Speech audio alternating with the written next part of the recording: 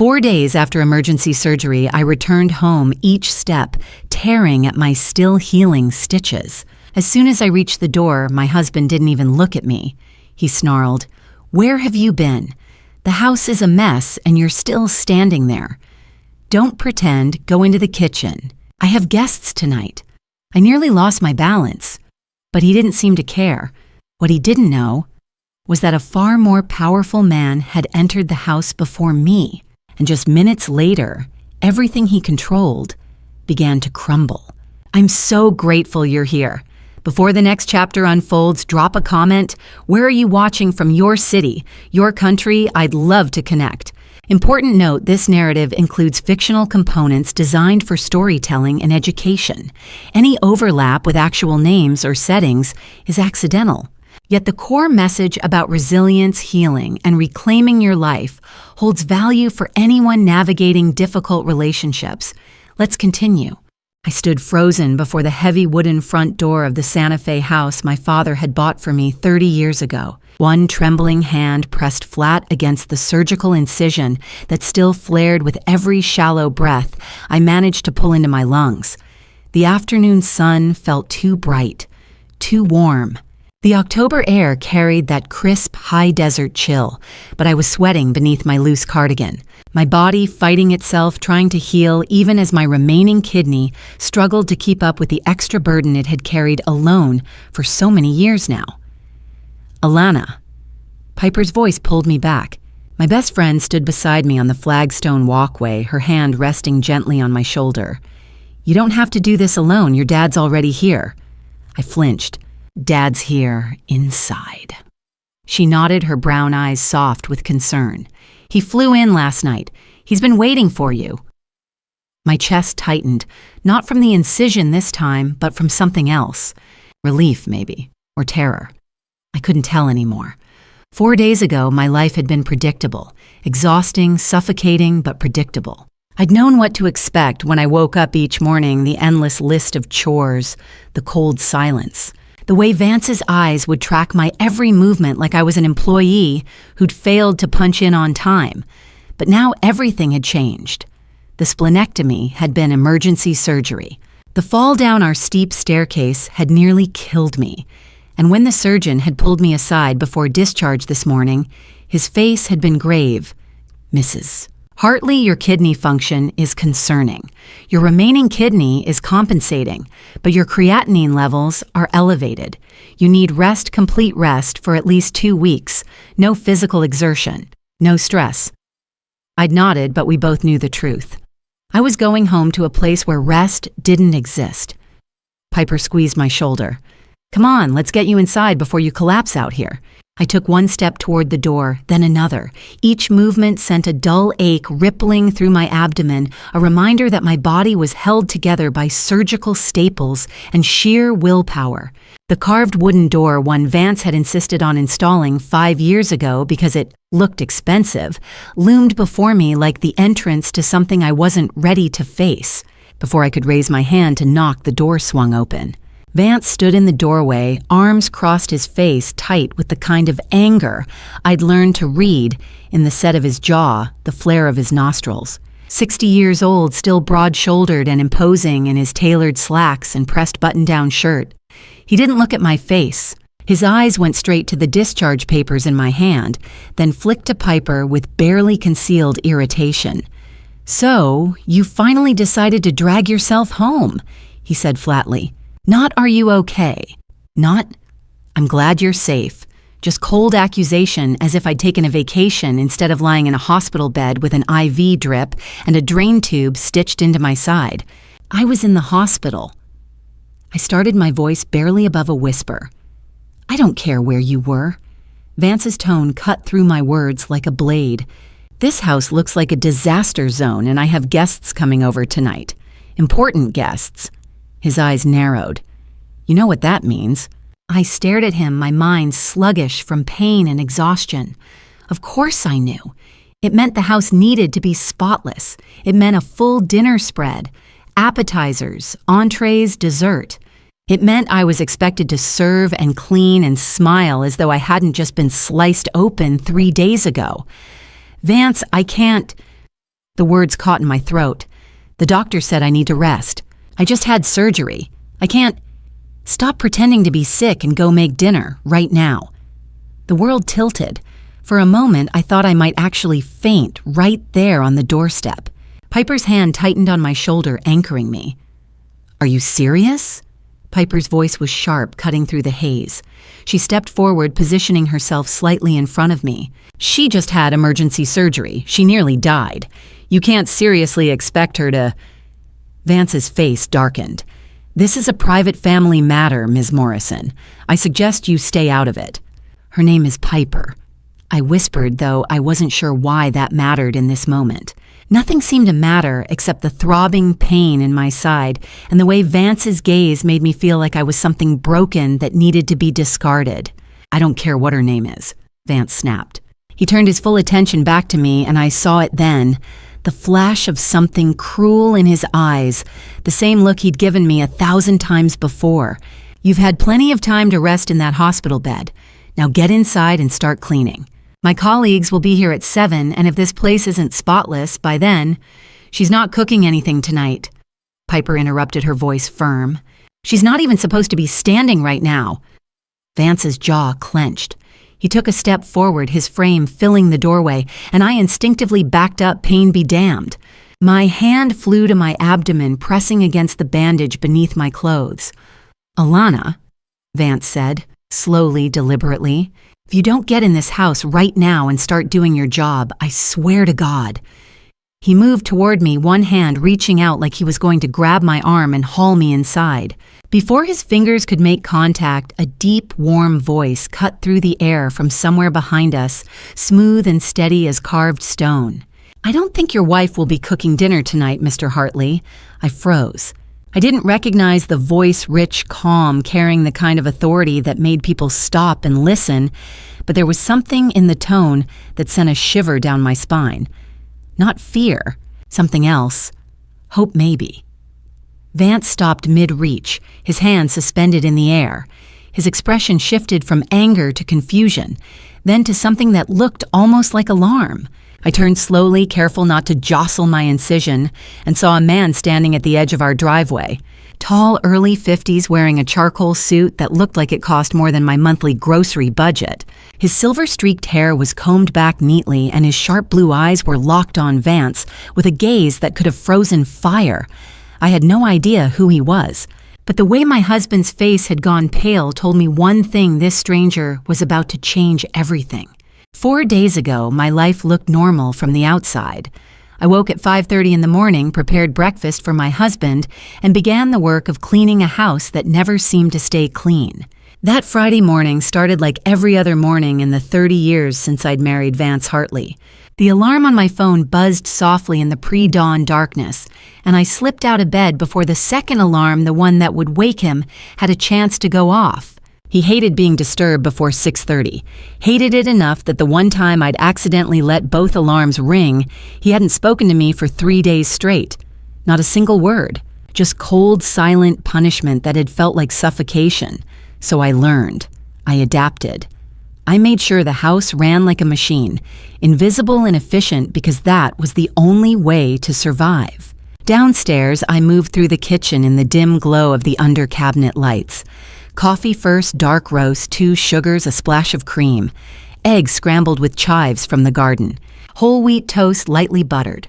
Orange juice freshly squeezed.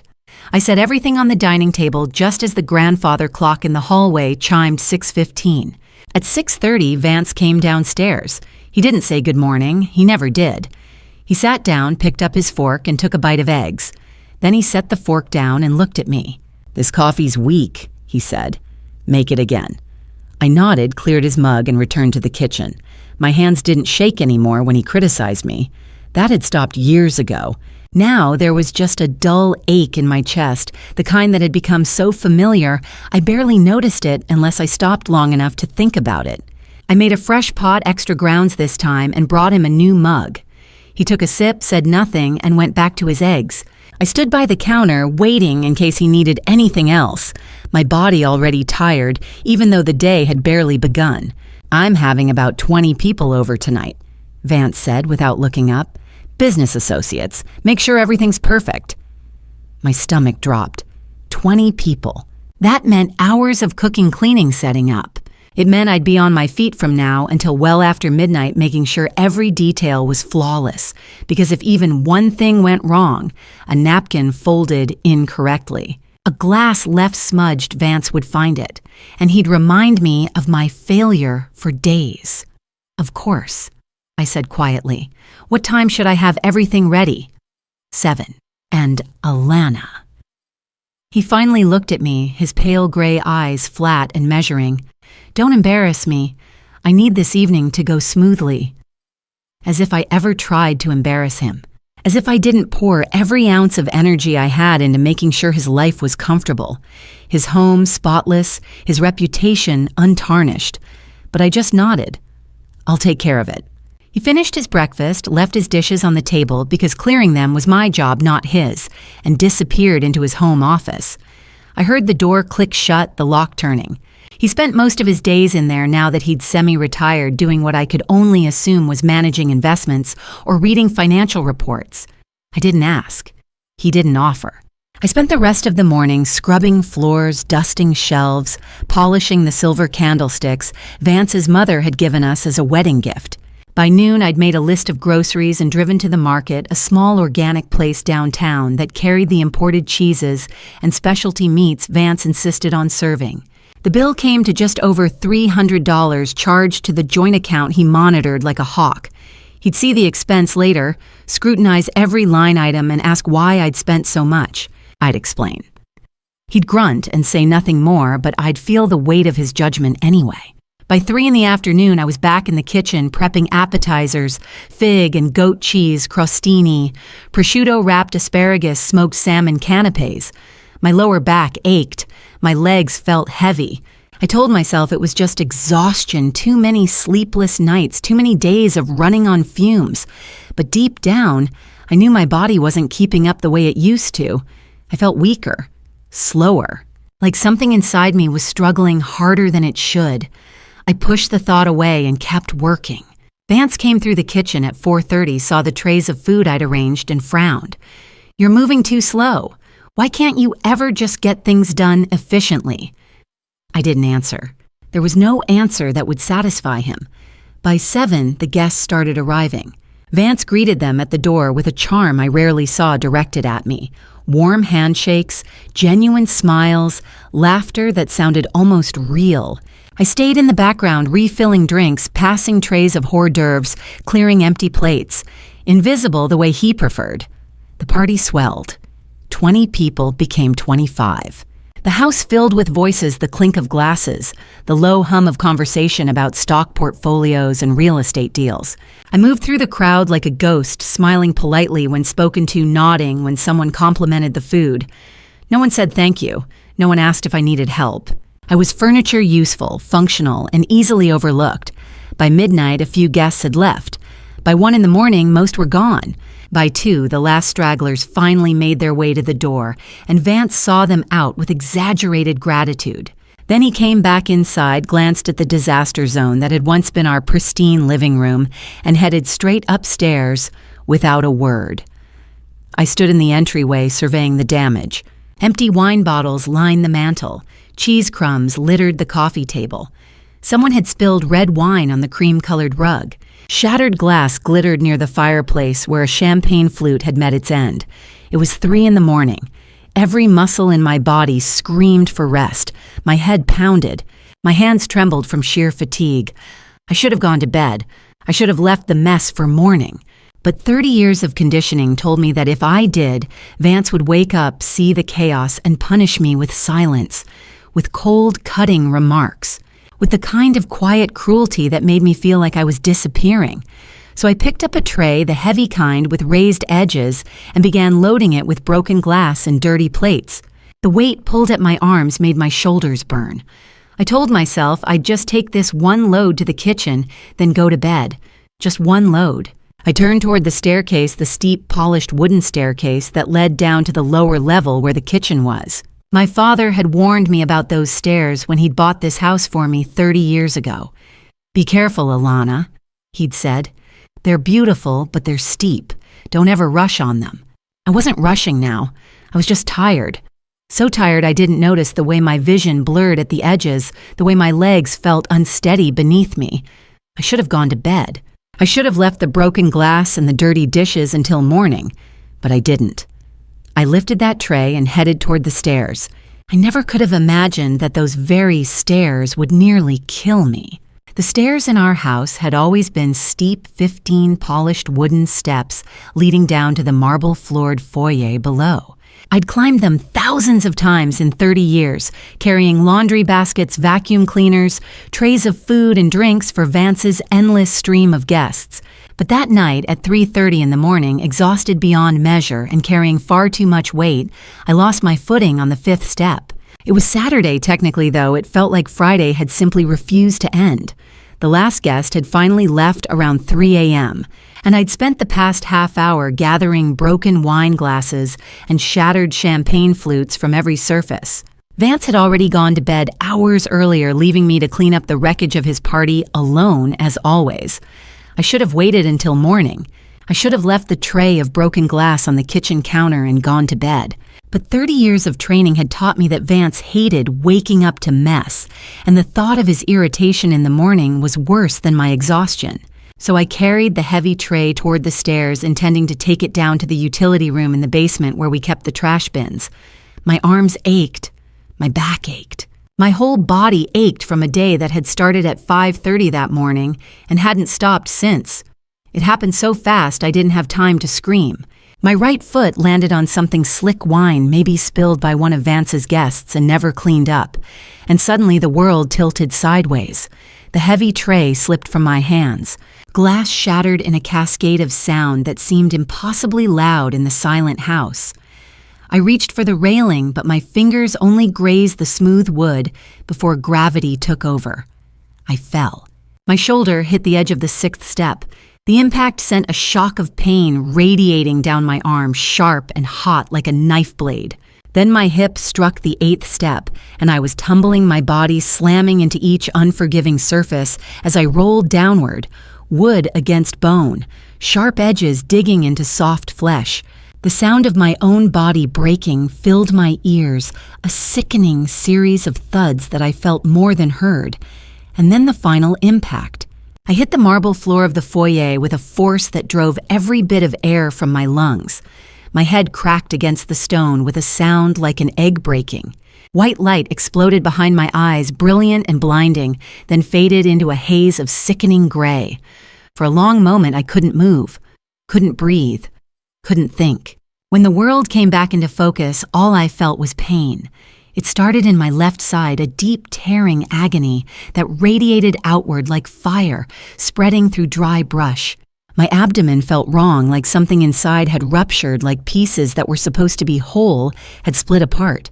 I tried to take a breath, but it came in short, shallow gasps that barely filled my lungs. Every inhale sent fresh waves of agony through my ribs. And then I felt it, a wetness spreading beneath me, warm and sticky. Blood. Too much blood. It was pooling under my left side, soaking through my clothes. The old scar on my back where they'd taken my kidney 35 years ago throbbed with a pain I hadn't felt since the surgery. My body, already compromised by having only one kidney, had nothing left to give. I lay there on the cold marble, staring up at the dark ceiling.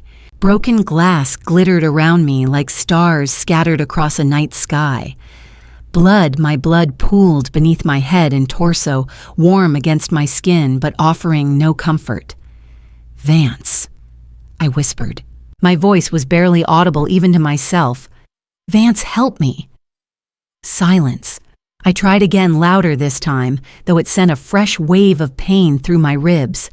"Vance, please." Nothing. No footsteps on the floor above, no door opening, no voice calling down to ask if I was all right. And then I remembered. He always turned his phone off at night, always locked the bedroom door from the inside, always slept with earplugs because he couldn't stand the sound of the house settling, or the wind in the trees, or anything that might disturb his precious sleep. He'd told me once that he needed absolute silence to get a good night's rest, and I'd learned long ago not to disturb him for any reason. Even if I screamed, he wouldn't hear me. I was alone. The realization settled over me like a heavy blanket. I was lying at the bottom of the stairs, bleeding internally and externally broken and dying. And the man I'd spent 30 years of my life with was asleep 2 floors above me, completely unaware. Or worse, completely indifferent. I needed my phone. It was somewhere in the living room, charging on the side table where I always left it. But the living room felt impossibly far away across the foyer, through the archway, past the furniture. Every inch of my body screamed in protest when I tried to move. Still, I had to try. I rolled onto my side, biting back a sob as pain tore through my abdomen.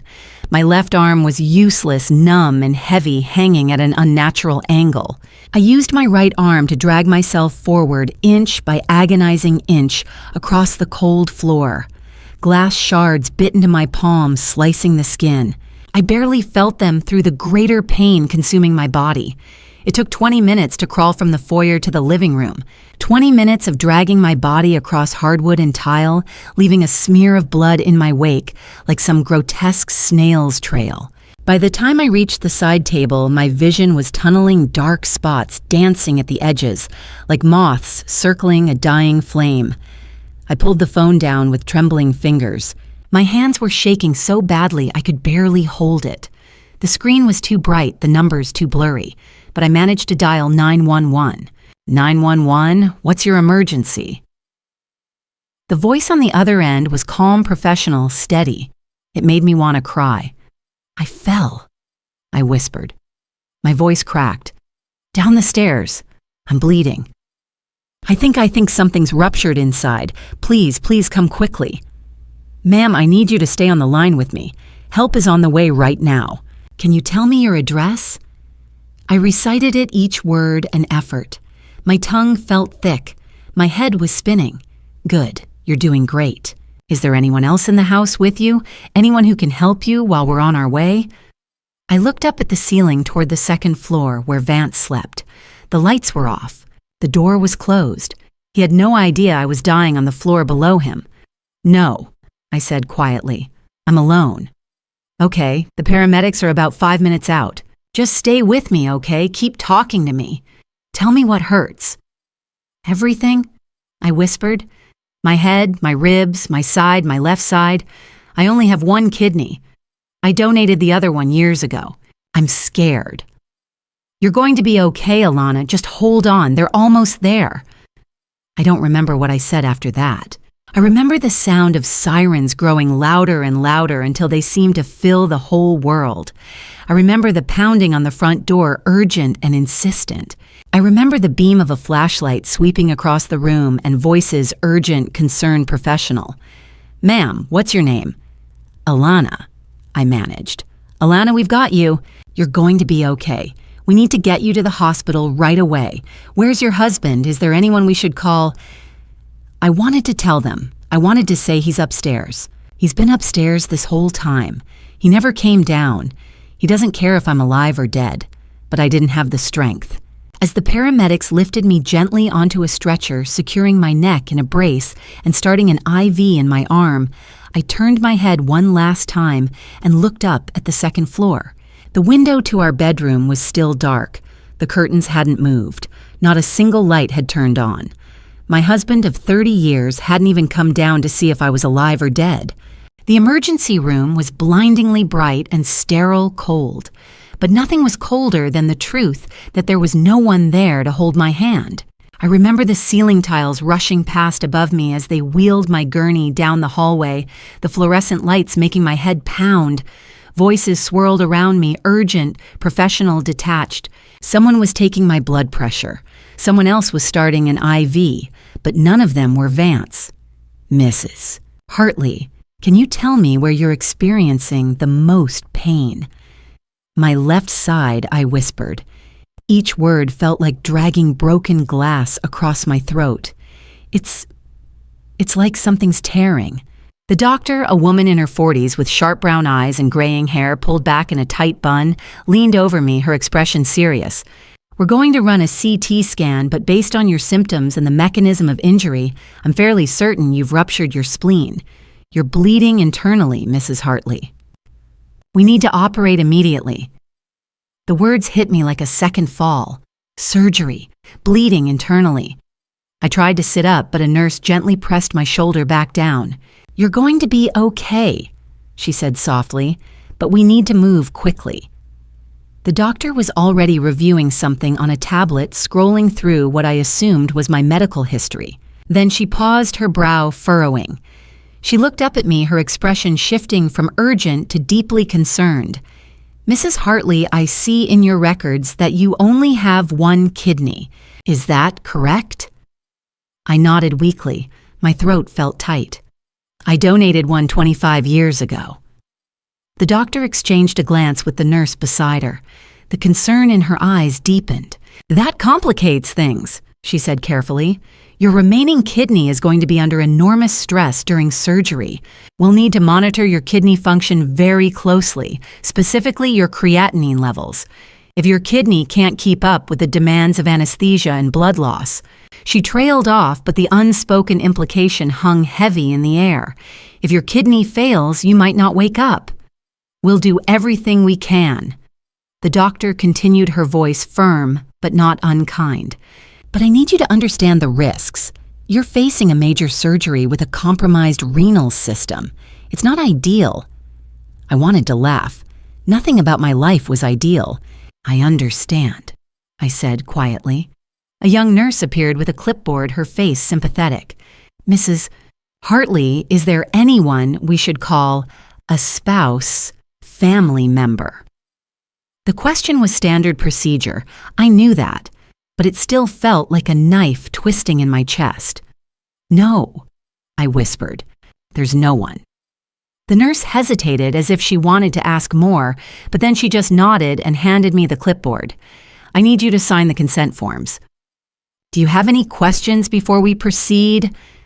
I took the pen with shaking hands. My signature came out as a wobbly scrawl, barely legible. I didn't have questions. I didn't have choices. I just had to survive. Before they wheeled me toward the operating room, I reached for my phone. My hands were trembling so badly, I almost dropped it.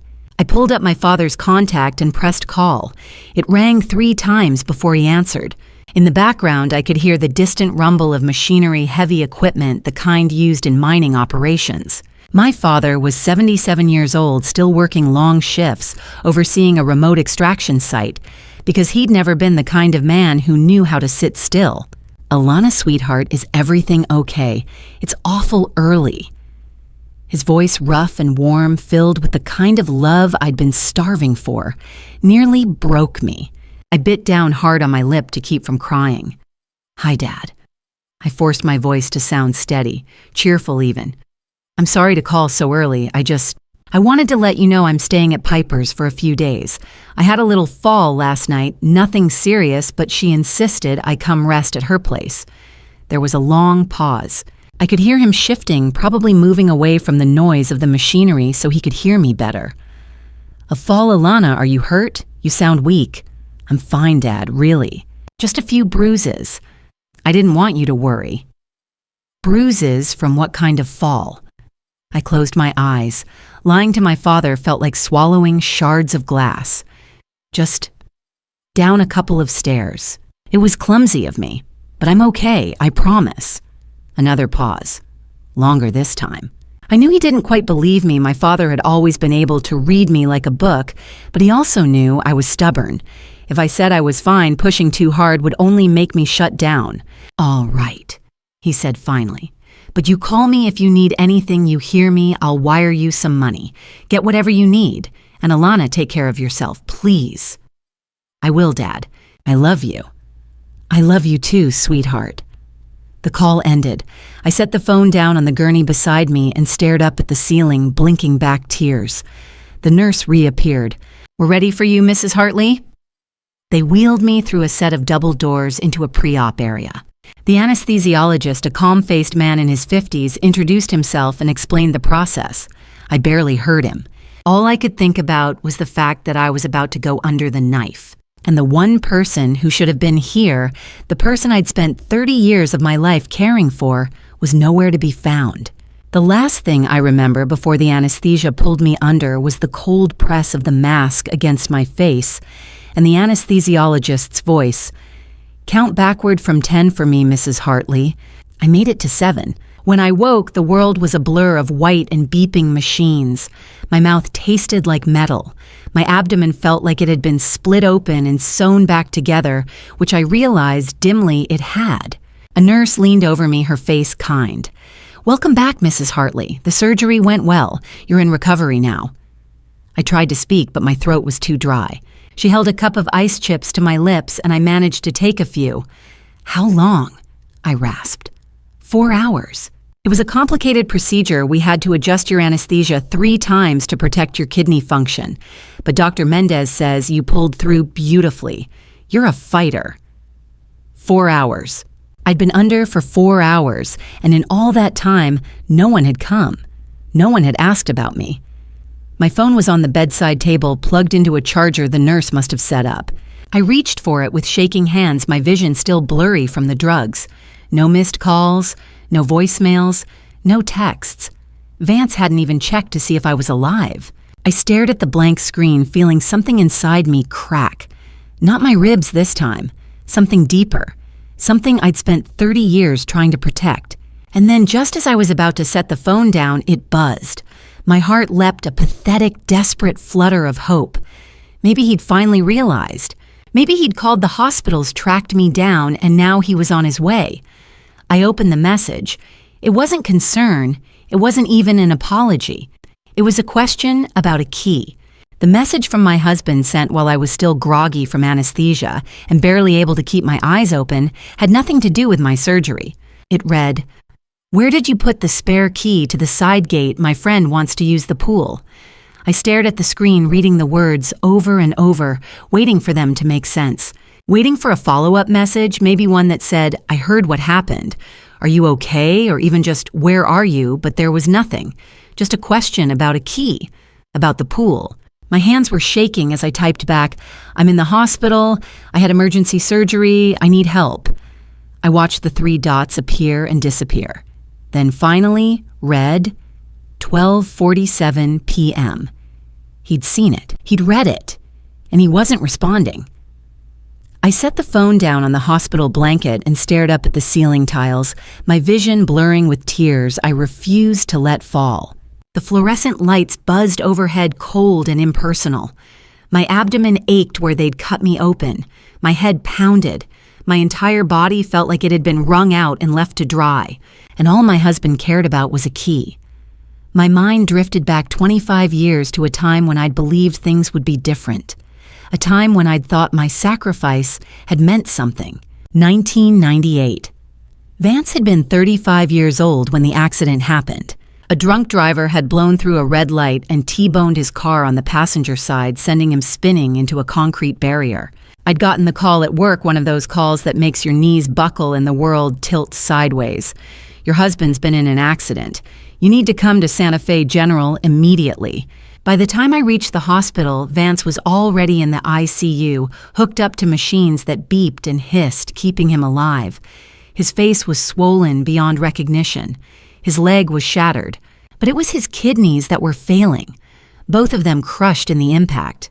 The doctor, a grave-faced man in his 50s, pulled me aside and explained it in terms I couldn't quite process at first.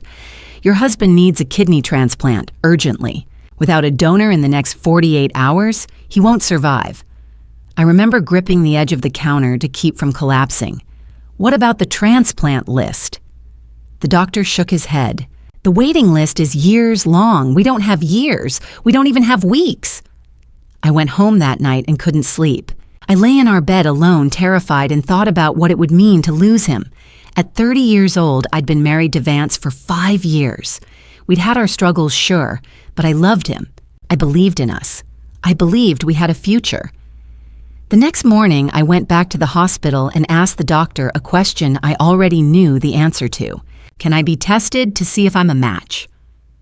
The tests took 6 hours. Blood work, tissue typing, cross-matching. When the results came back, the doctor looked at me with a mixture of relief and concern.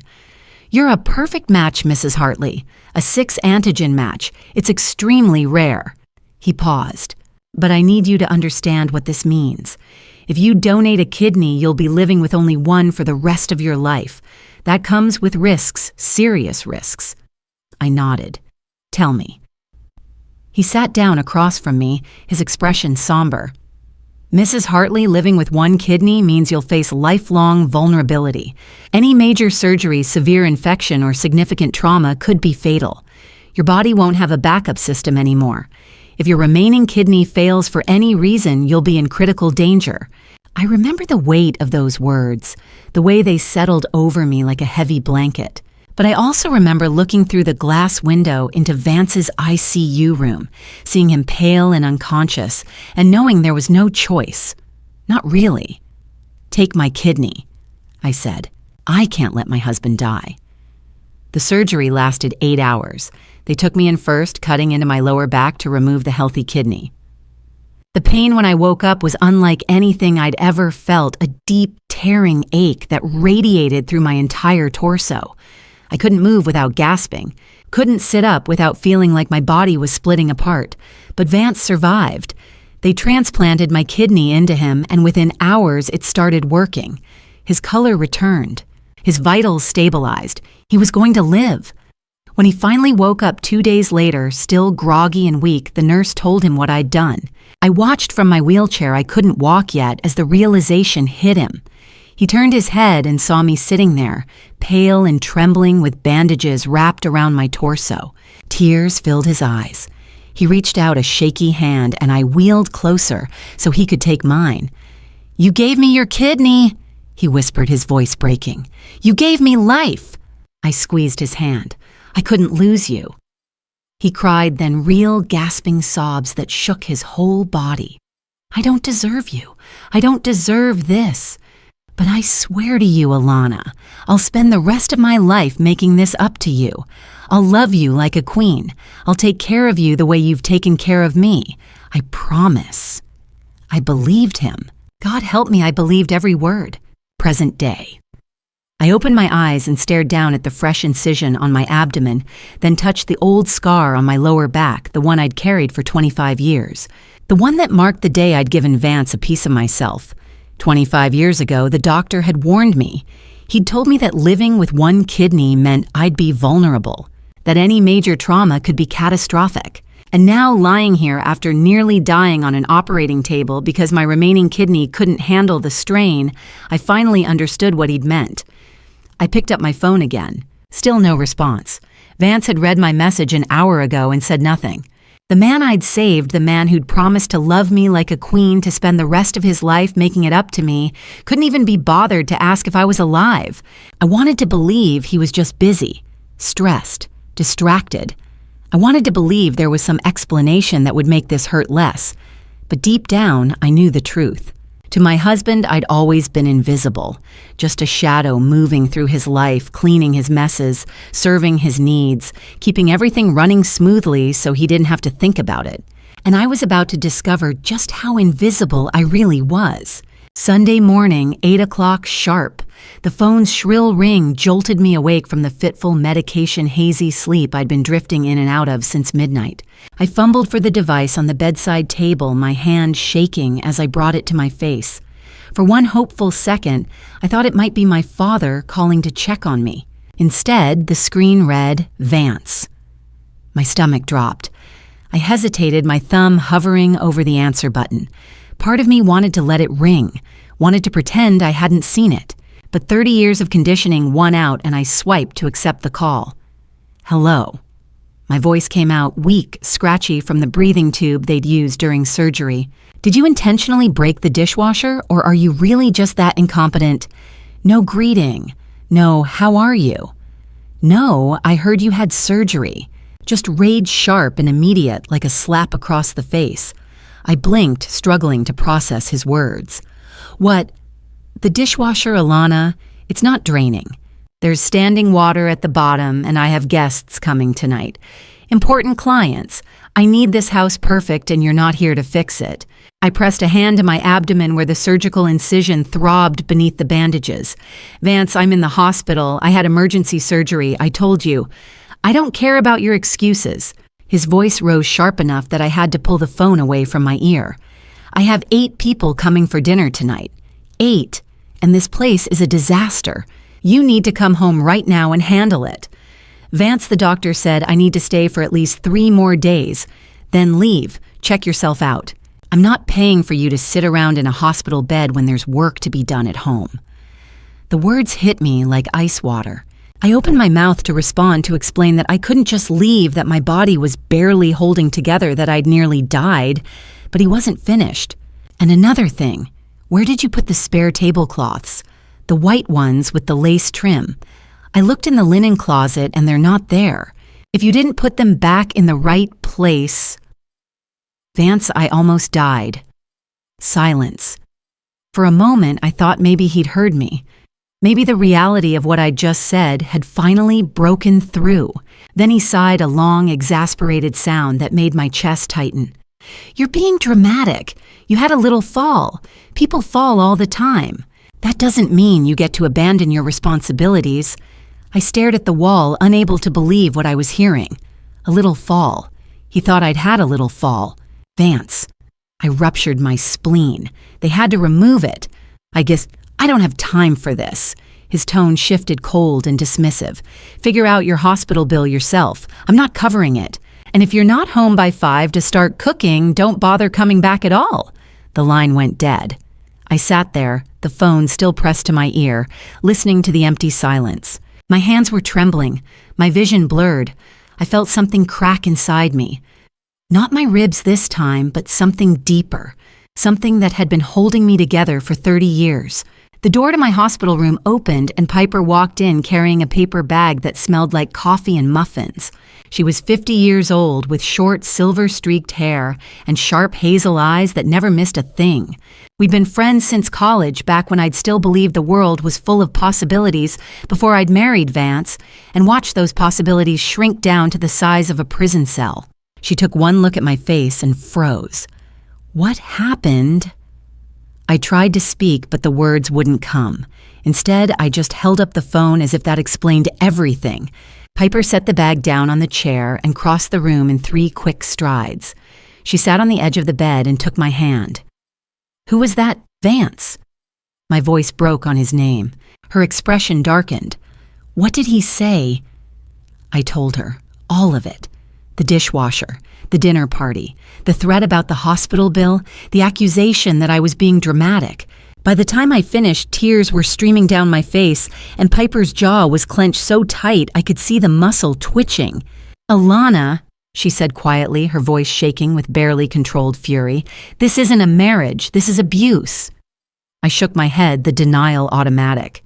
He's just stressed. He has clients coming, and I should have made sure everything was ready before I... Stop. Piper's grip on my hand tightened. Listen to yourself. You almost died. You had emergency surgery. You're lying in a hospital bed with staples holding your abdomen together, and you're apologizing to him. No. She leaned closer, her eyes fierce. No more excuses. No more protecting him. Alana, you gave this man your kidney. You spent 30 years cleaning his house, cooking his meals, making his life comfortable. And when you nearly died, he didn't even visit you. He called to yell about a dishwasher.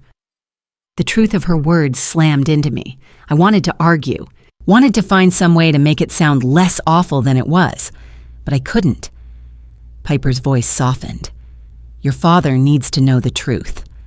I pulled my hand away, shaking my head. He's too far away. He's working. I don't want to be a burden, Alana. Piper's tone turned firm. Preston is your father. He loves you. And if you don't tell him what's going on, I will. I stared at her, startled. You wouldn't... I absolutely would. She crossed her arms. Vance isn't your family. Your father is. And he deserves to know that his daughter is being treated like this. But he's 77. He's stronger than you think, and he cares about you more than Vance ever has. Piper reached out and gently turned my face so I had to look at her. You deserve to be treated better, and you know it. I wanted to argue. I wanted to defend my marriage one more time, to insist that things weren't really that bad, that Vance was just going through a rough patch. But sitting there in that hospital bed, my body weak and my spirit shattered, I couldn't find the words. Because maybe Piper was right. Maybe it was time to stop protecting him and start protecting myself. That evening, as the desert sun painted the mountains outside my hospital window in shades of orange and crimson, my father called. His voice was gentle, but I could hear the worry threaded beneath it. "Sweetheart," he said slowly, "something's not right. Please tell me the truth." I stared out at the fading light, my hand gripping the phone so tightly my knuckles turned white. Behind me, the IV drip continued its steady rhythm, the machines monitoring my vitals beeping softly in the silence. I'd spent the entire day thinking about Piper's words, about the way she'd looked at me when she'd said, "This isn't a marriage, this is abuse." And I'd realized she was right. "Dad," my voice cracked, "I'm in the hospital." The silence on the other end was so heavy I could feel it pressing against my chest. What happened? His voice was quiet now, careful, like he was bracing himself for something he'd been dreading for years. I told him everything: the party, the fall down the stairs, the broken spleen, the surgery. The way Vance hadn't come to see me, hadn't even called to ask if I was alive until this morning, when he'd screamed at me about a broken dishwasher and a dinner party he was hosting tonight. By the time I finished, I was crying so hard I could barely breathe. Preston didn't say anything for several long seconds. The silence stretched heavy and suffocating. I could hear him breathing on the other end, slow, measured breaths, like he was trying to keep himself under control. When he finally spoke, his voice shook. "I'm booking the earliest flight I can find. You won't be alone anymore, Alana. I promise you that." "Dad, you don't have to." "Yes, I do." His tone turned fierce. "I should have done this 30 years ago." And just like that, my mind pulled me back to a conversation I'd buried for 3 decades. A conversation I'd spent half my life trying to forget. 1993, I was 25 years old, newly engaged, and completely convinced I'd found the love of my life. Vance was charming, successful, everything I thought I wanted. When I told my father I was getting married, I expected him to be happy for me. Instead, he asked me to meet him for lunch at a quiet cafe in downtown Santa Fe. He brought a folder, a thick one. I remember staring at it as he set it down on the table between us, my stomach sinking. "What is that?" "Background information," he said quietly. "On Vance." My face burned. "You had him investigated." I had to know who my daughter was marrying. I crossed my arms, anger flaring hot in my chest. "That's invasive. That's necessary." He opened the folder and pushed it toward me. "Please, Alana, just look." I didn't want to, but something in his expression, something desperate and afraid, made me glance down. The first page was a marriage certificate. Vance's name alongside a woman named Rebecca, filed in 1987, dissolved in 1990.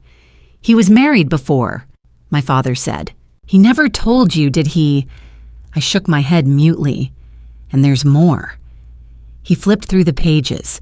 Credit card debt, loans he defaulted on, a restraining order filed by Rebecca in 1989 claiming he was controlling and emotionally abusive. It was dropped a month later. She said she overreacted.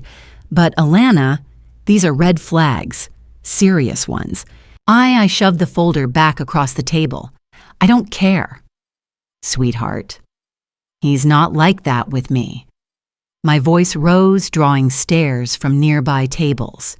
"He loves me. He treats me well. This," I gestured at the folder, "this is just you trying to control my life."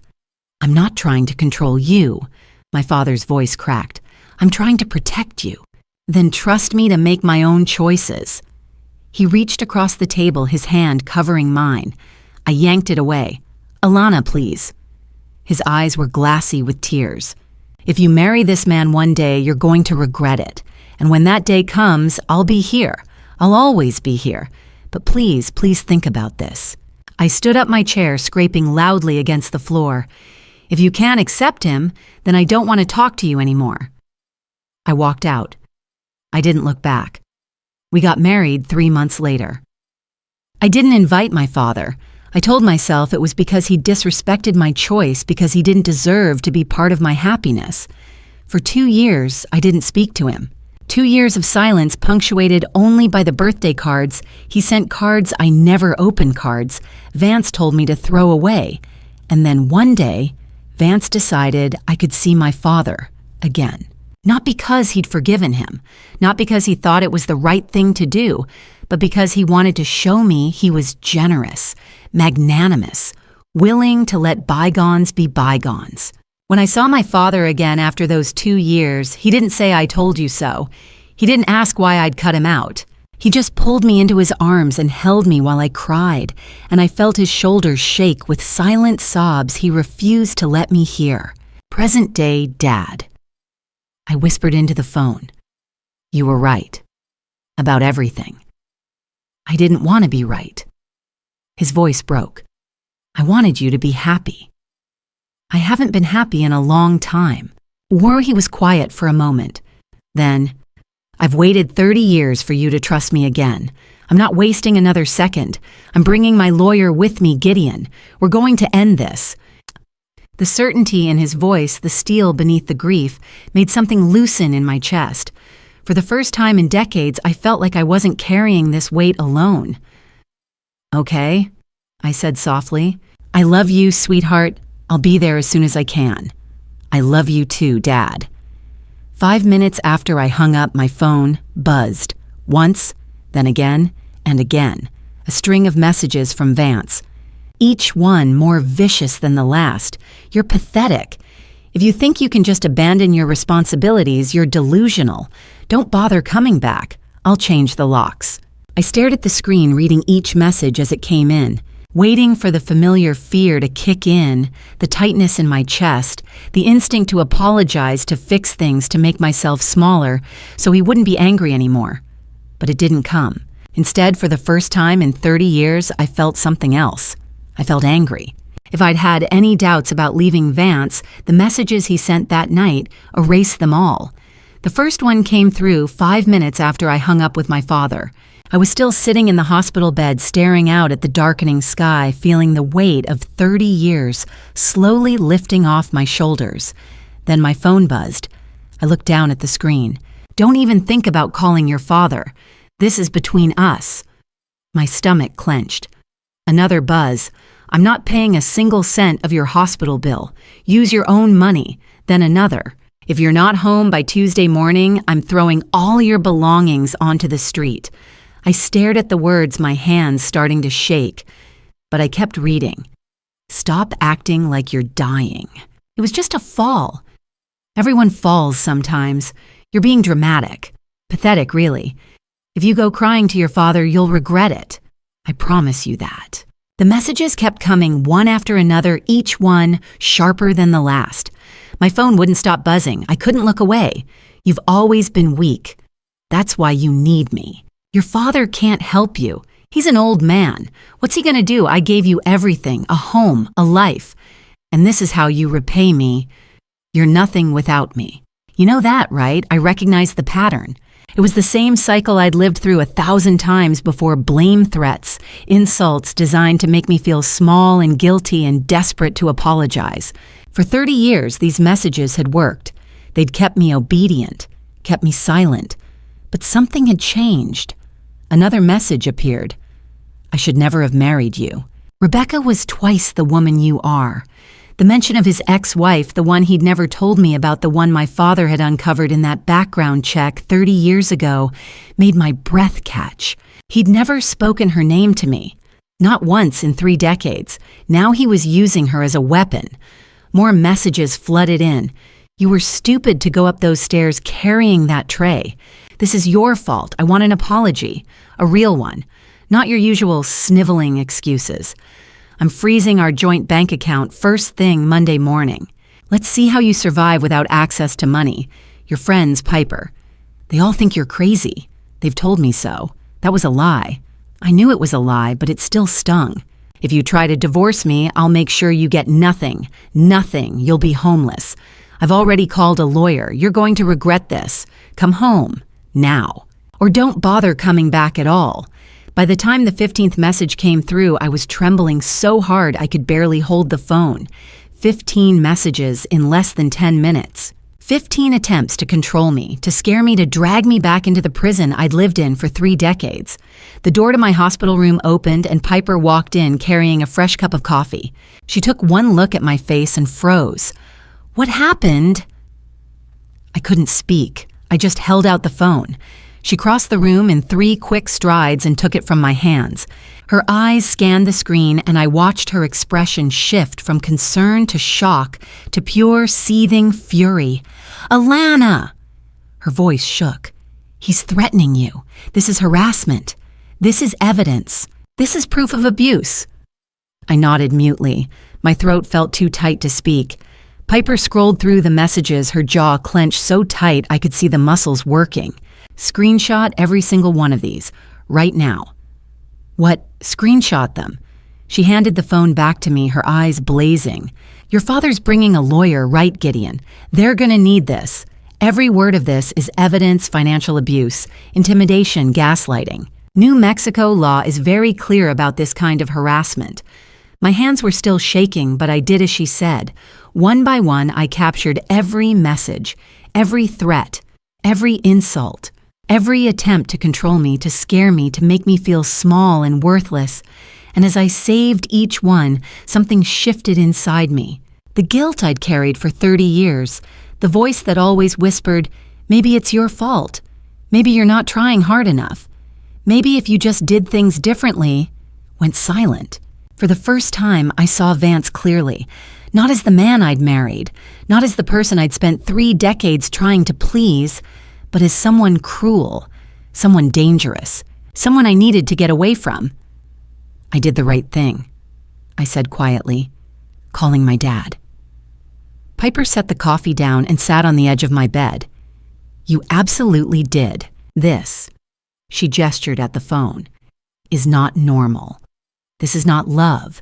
This is control, and it's illegal. Vance is going to be so angry when he finds out Dad's coming."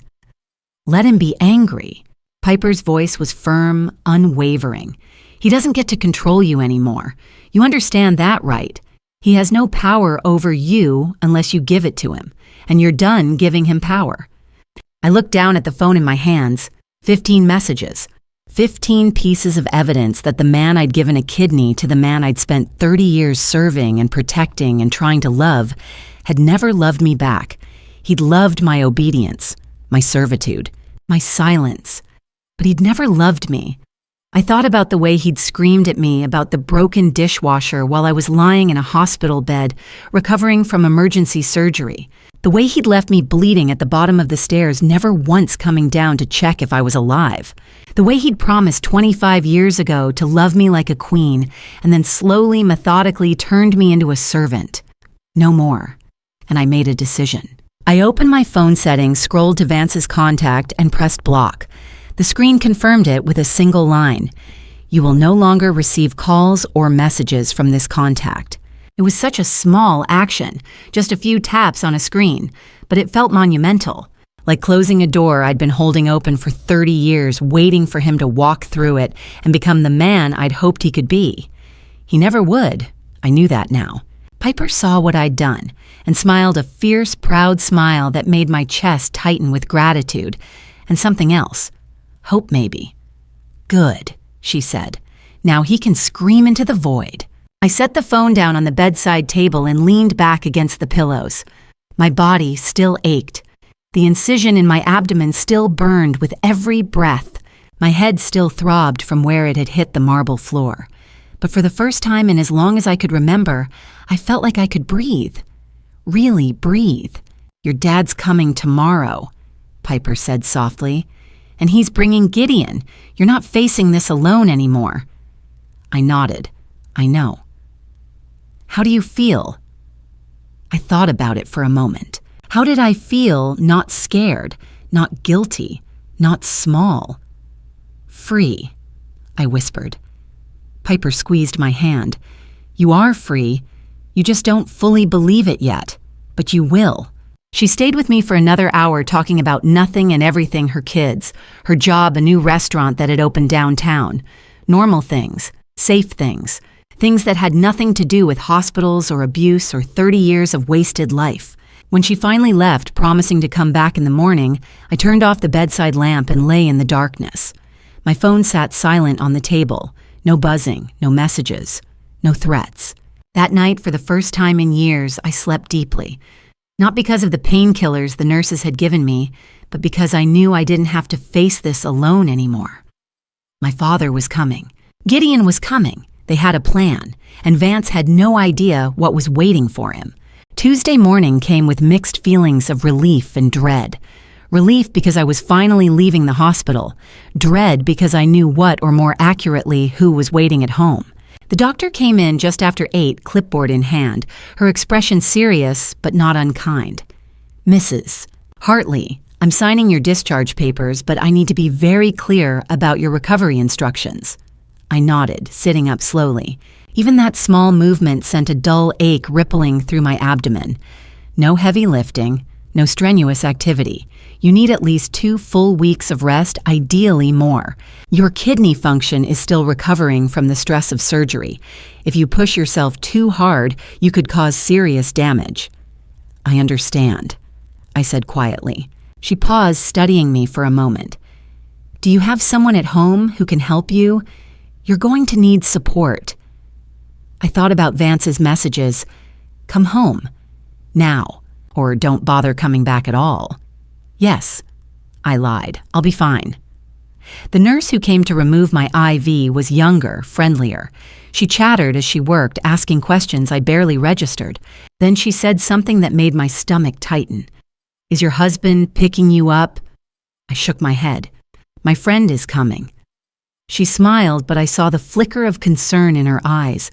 She'd seen the lack of visitors. She'd noticed that in 4 days no one had come except Piper. After she left, I sat on the edge of the bed and pulled out my phone. Part of me, some stubborn, hopeful part, wanted to try calling Vance one more time, just to see if he'd calmed down, if he'd realized how serious this was. But when I opened my contacts, I saw the word blocked next to his name. I'd done that. 2 nights ago, in a moment of clarity and courage I still wasn't sure I fully believed in. And now, staring at that single word, I felt nothing.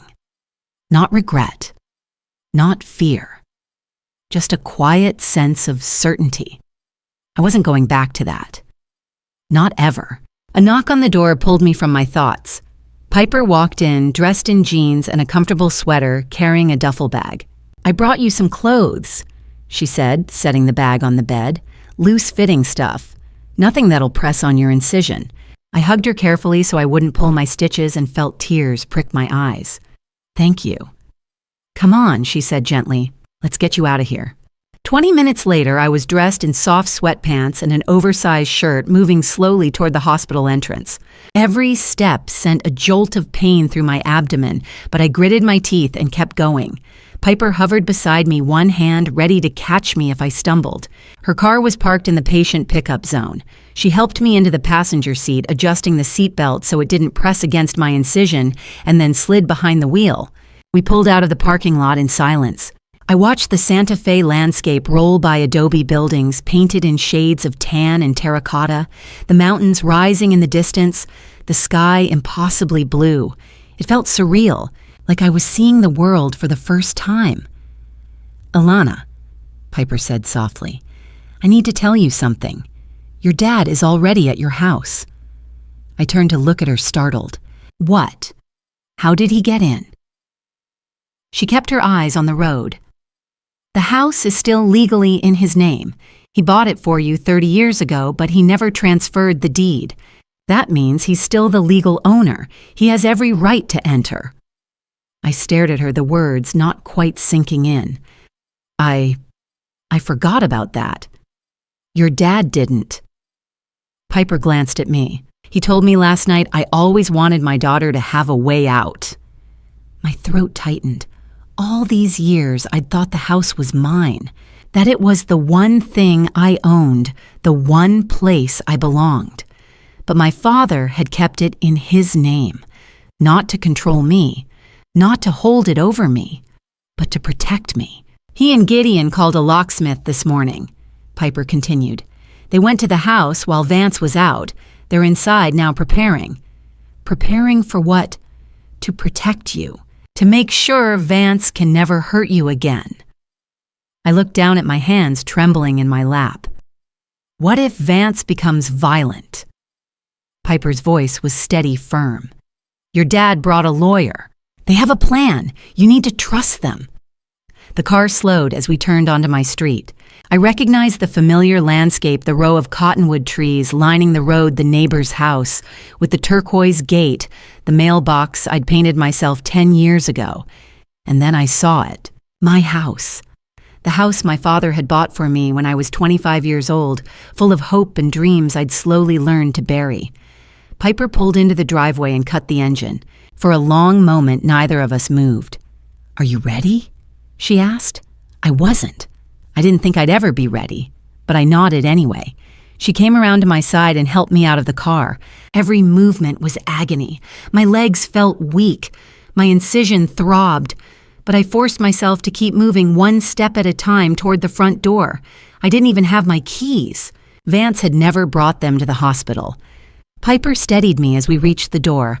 I raised my hand to knock, but before my knuckles could touch the wood, the door swung open from the inside. And the person standing there wasn't my father. It was my husband. Not with relief, not with concern, not even with the fake charm he used to wear in front of other people. Just cold, cruel fury. Vance stood in the doorway, blocking my path. His face twisted, not with concern, but with irritation, as if I were an employee who'd taken an unauthorized lunch break. Well, he said coldly, so you finally decided to drag yourself home. No, how are you feeling? No, I'm glad you're safe. Just that sharp cutting tone I'd heard 1,000 times before. He crossed his arms and looked me up and down, his eyes narrowing. The house is a war zone. Where exactly have you been for the past few days? I felt Piper's hand on my arm steadying me. My legs were shaking, whether from exhaustion or adrenaline, I couldn't tell. I was in the hospital, I said quietly. I told you. I don't want to hear excuses. Vance's voice rose. I have friends coming over in 2 hours and there's nothing ready. No food, no clean dishes. The place looks like a disaster. Piper stepped forward, her voice sharp. She just had major surgery. She can barely stand. Vance turned his glare on her. This isn't your business. Get out of my house. Now. It's not your... Piper started, but Vance cut her off. Stop pretending to be sick and get in that kitchen, he snapped, turning back to me. You've had plenty of time to rest. Now it's time to do your job.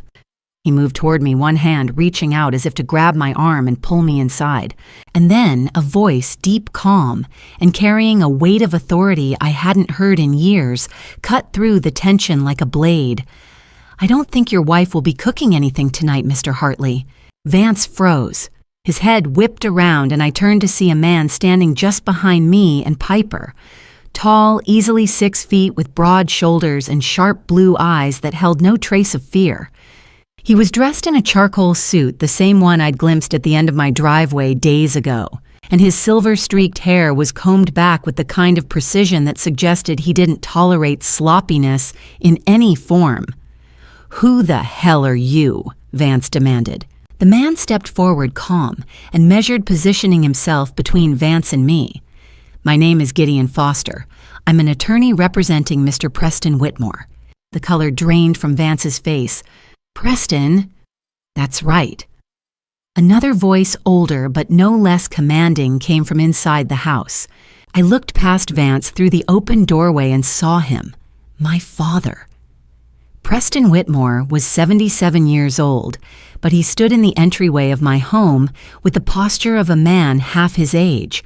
His white hair was neatly trimmed, his flannel shirt tucked into worn jeans, and in his hands he held a thick stack of documents. Hello, Vance, Preston said evenly. It's been a while. Vance's mouth opened and closed, but no sound came out. He looked from my father to Gideon and then back to me, his expression shifting from anger to confusion to something close to panic. What is this? Vance stammered. What are you doing in my house? Preston stepped forward, his boots echoing on the tile floor. He raised the stack of papers in his hand, one document in particular, a formal-looking page with an embossed seal at the bottom. "This," Preston said, his voice quiet but steel hard, "is the deed to this house, the legal proof of ownership, my ownership. The house I bought for my daughter 30 years ago." Vance's face went white. Preston continued his gaze, never leaving Vance's. "You've been living here as my guest, and as of this morning that invitation has been revoked." For a moment no one moved. The air felt thick, charged, like the moment before a thunderstorm breaks. Vance's hands clenched into fists. "You can't just—" "I can," Preston said calmly. "And I have. This house belongs to me, not to you. You have no legal claim to it, no tenant rights, no ownership stake. You're a guest who has overstayed his welcome." Gideon stepped forward, his voice professional and firm. "Mr. Hartley, I suggest you listen very carefully. My client has every legal right to ask you to leave this property. If you refuse, we will contact the authorities and have you removed." Vance's face turned red, then purple. "This is insane. Alana is my wife. This is our home." "No." Preston's voice cut through Vance's protest like a knife. "This is my home.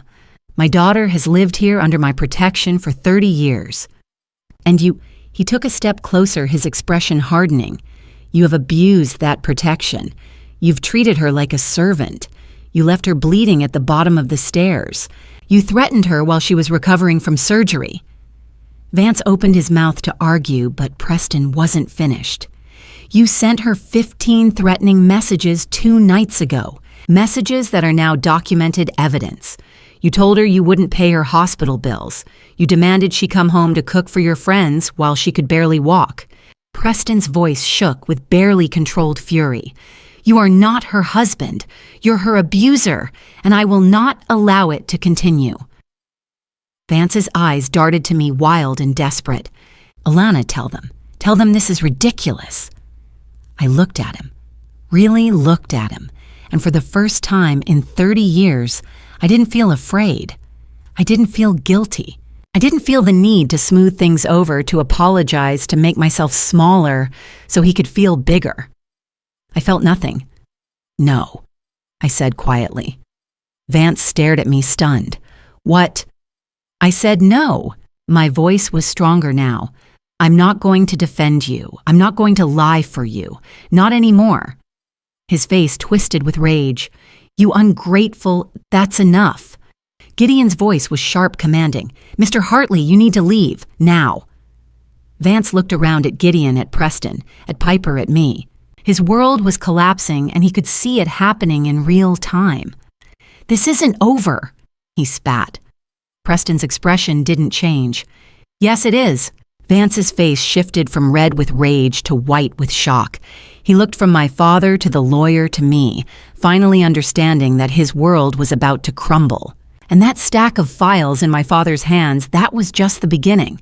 An hour later, we sat around the dining table where I'd served thousands of meals over the past 30 years, always standing, never seated as an equal. Today was different. Preston sat at the head of the table, his posture straight and commanding. I sat to his right, close enough that I could feel the warmth radiating from him. Piper sat beside me, her hand resting protectively on my arm.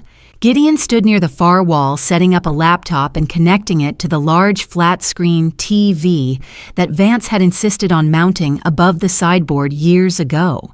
And Vance sat across from me, his face pale and tight, his hands gripping the edge of the table. "Everyone sit down," Preston said quietly. His voice wasn't loud, but it carried absolute authority. "We have a lot to discuss." Vance shifted in his chair, trying to regain some semblance of control. "This is ridiculous. This is my house. I don't know what you think you're doing, but—" Preston didn't raise his voice. He simply lifted the deed from the stack of documents in front of him and held it up. "This is my house. I own it. You don't." Vance's mouth opened, then closed. For the first time in 30 years, I saw him rendered completely speechless. Preston set the deed down carefully, his gaze never leaving Vance's face. For years, I've stood on the sidelines and watched my daughter suffer. She asked me to stay quiet, and I respected that. But that ends today. Gideon finished connecting the laptop and straightened, turning to face the table.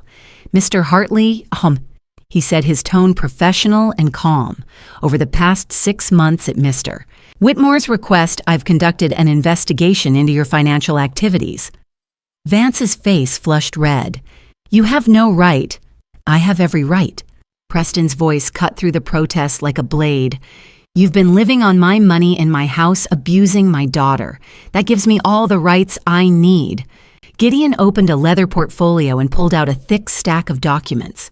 We have comprehensive records of everything.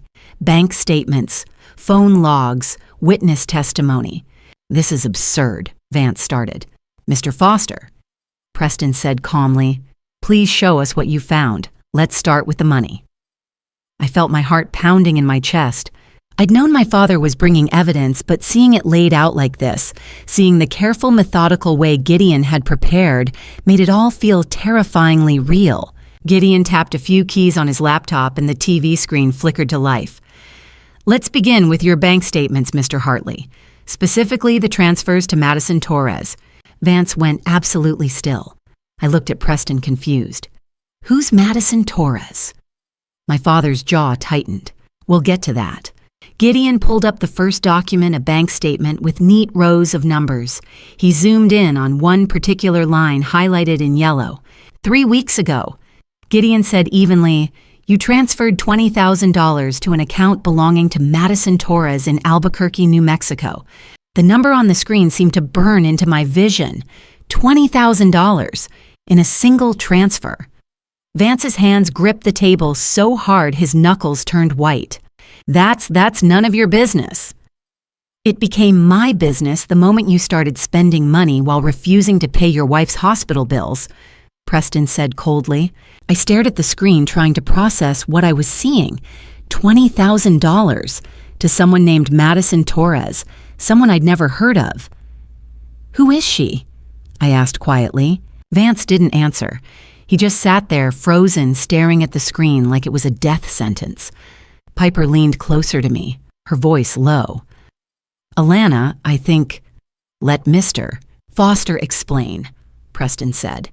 His hand reached across the table and covered mine. It's important you hear all of it. Gideon tapped the keyboard again and another bank statement appeared, then another, and another.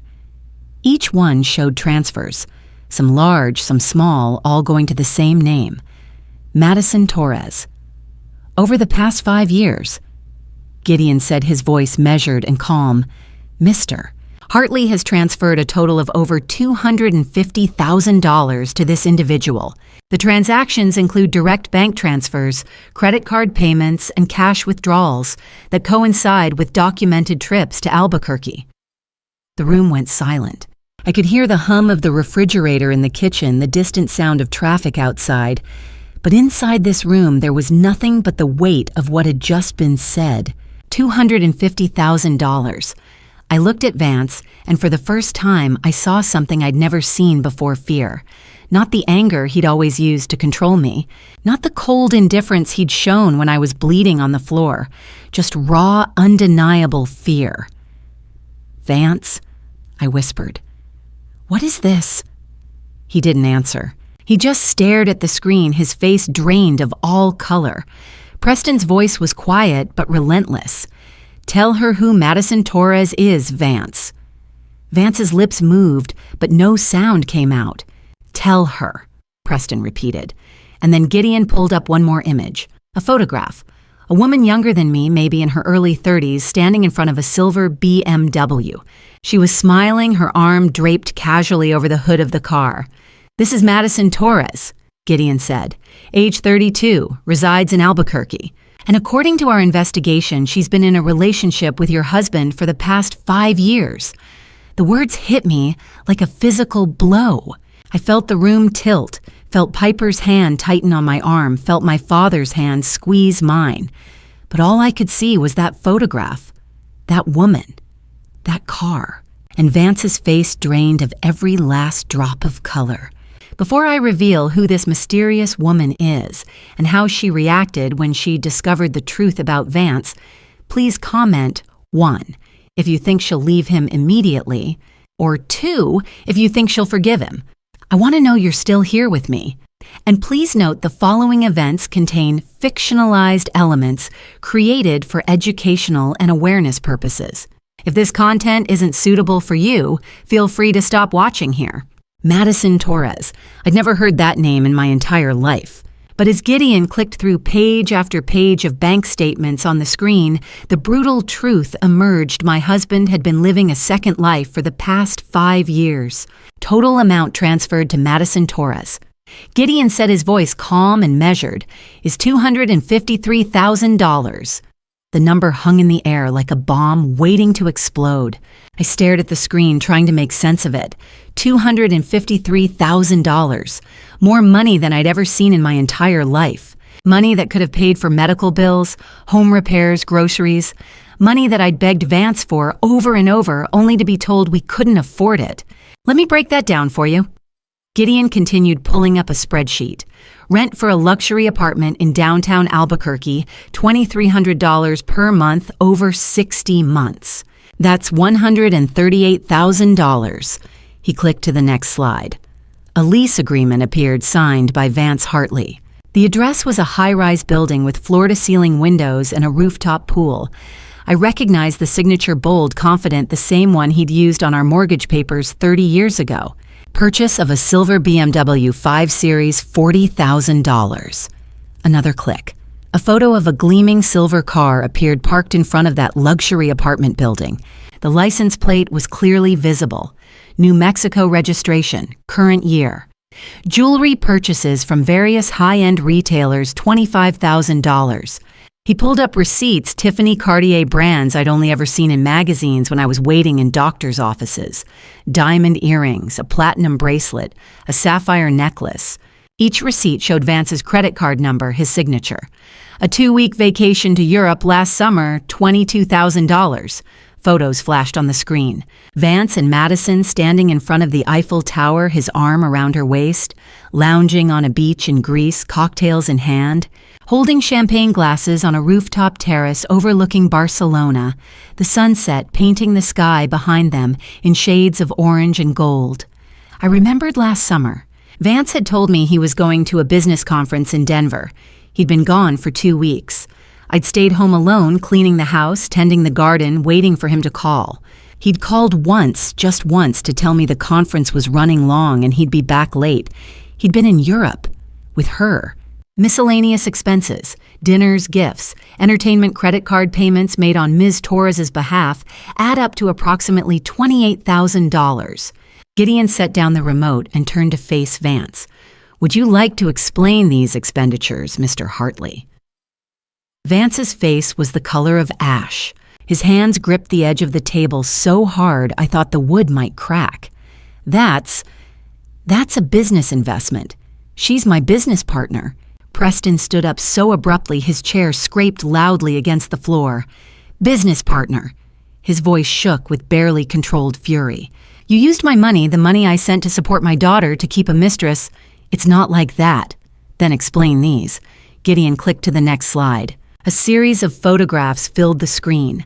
Vance and Madison embracing at an airport, her arms wrapped around his neck. Kissing on a beach, the waves lapping at their feet. Lying together in bed in what I recognized as that expensive Albuquerque apartment, her head resting on his bare chest, his hand tangled in her dark hair. I felt Piper's hand close over mine under the table. I squeezed back, but I didn't cry. I'd prepared myself for something terrible. I just hadn't known how terrible. Mr. Hartley, Gideon said quietly, would you like to explain these photographs, or should we ask Ms. Torres directly?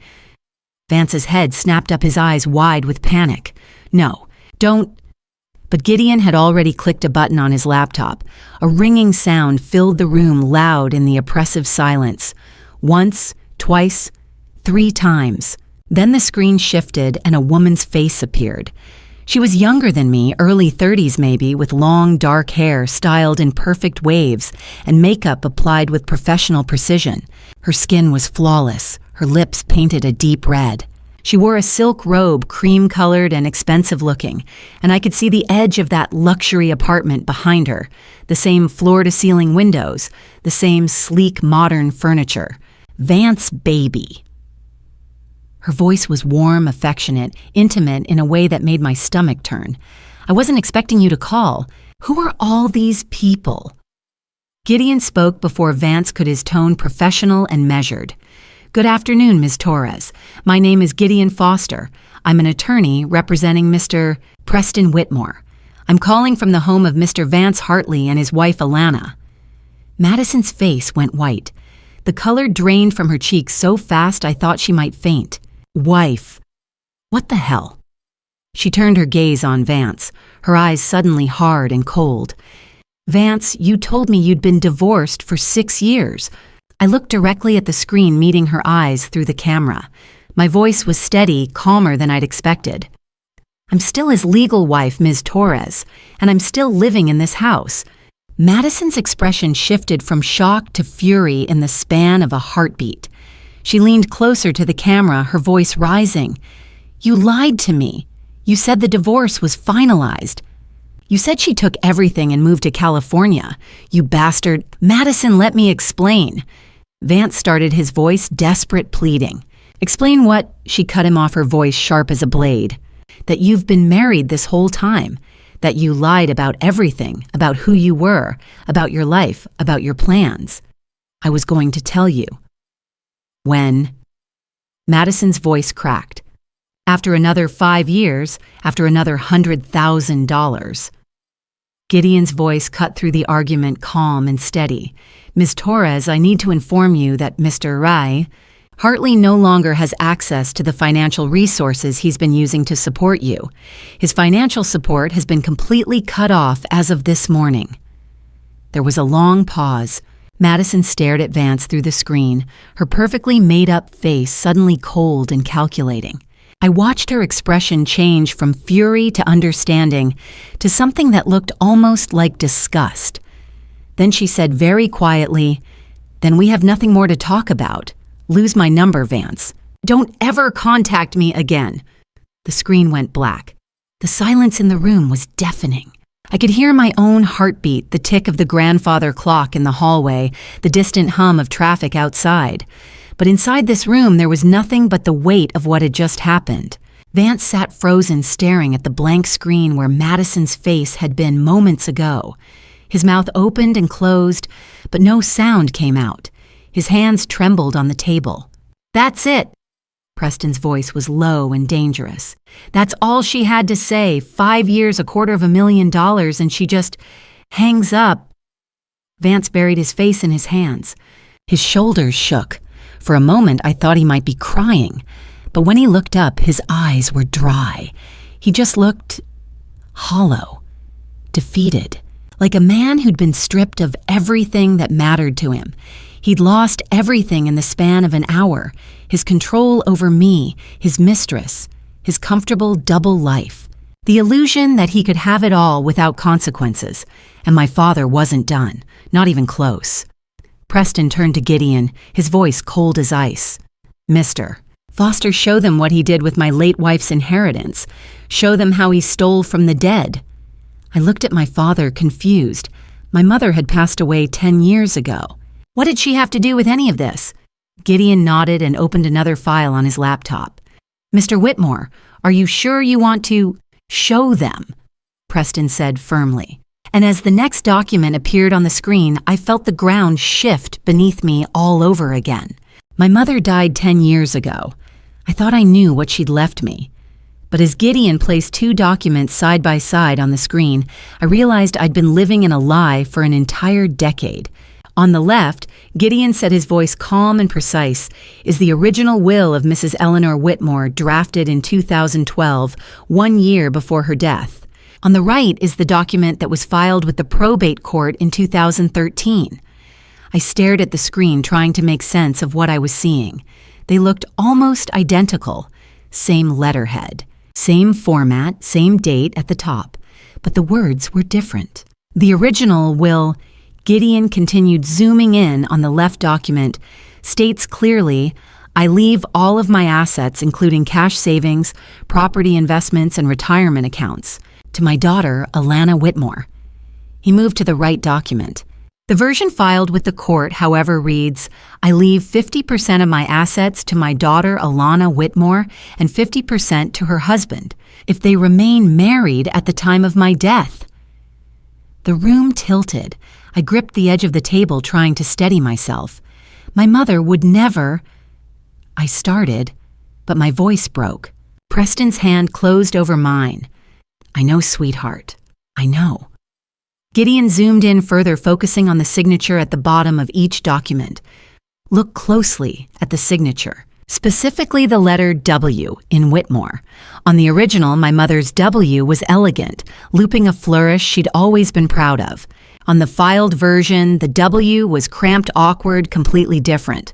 This, Gideon said, pulling up another slide, is a collection of 50 additional signatures from your mother's bank records, credit card statements, and legal documents spanning the years 2008 to 2013. Every single one matches the original will. None of them match the version filed with the court. The screen filled with samples, checks, contracts, forms, all with that same elegant looping W. The forged will, Gideon continued, was filed by an attorney named Marcus Delgado in March of 2013, 2 months after your mother's death. He pulled up a photograph, a man in his 50s, slicked back hair, expensive suit, and then a headline from the Albuquerque Journal, former attorney Marcus Delgado, sentenced to 5 years for fraud and document forgery. Preston stood abruptly, his chair scraping against the floor. His hands were shaking. My wife trusted you like a son. She left everything to our daughter, not to a thief. Vance's face was white. The will was legal. The lawyer said, the lawyer who's currently in prison, Gideon's voice was ice.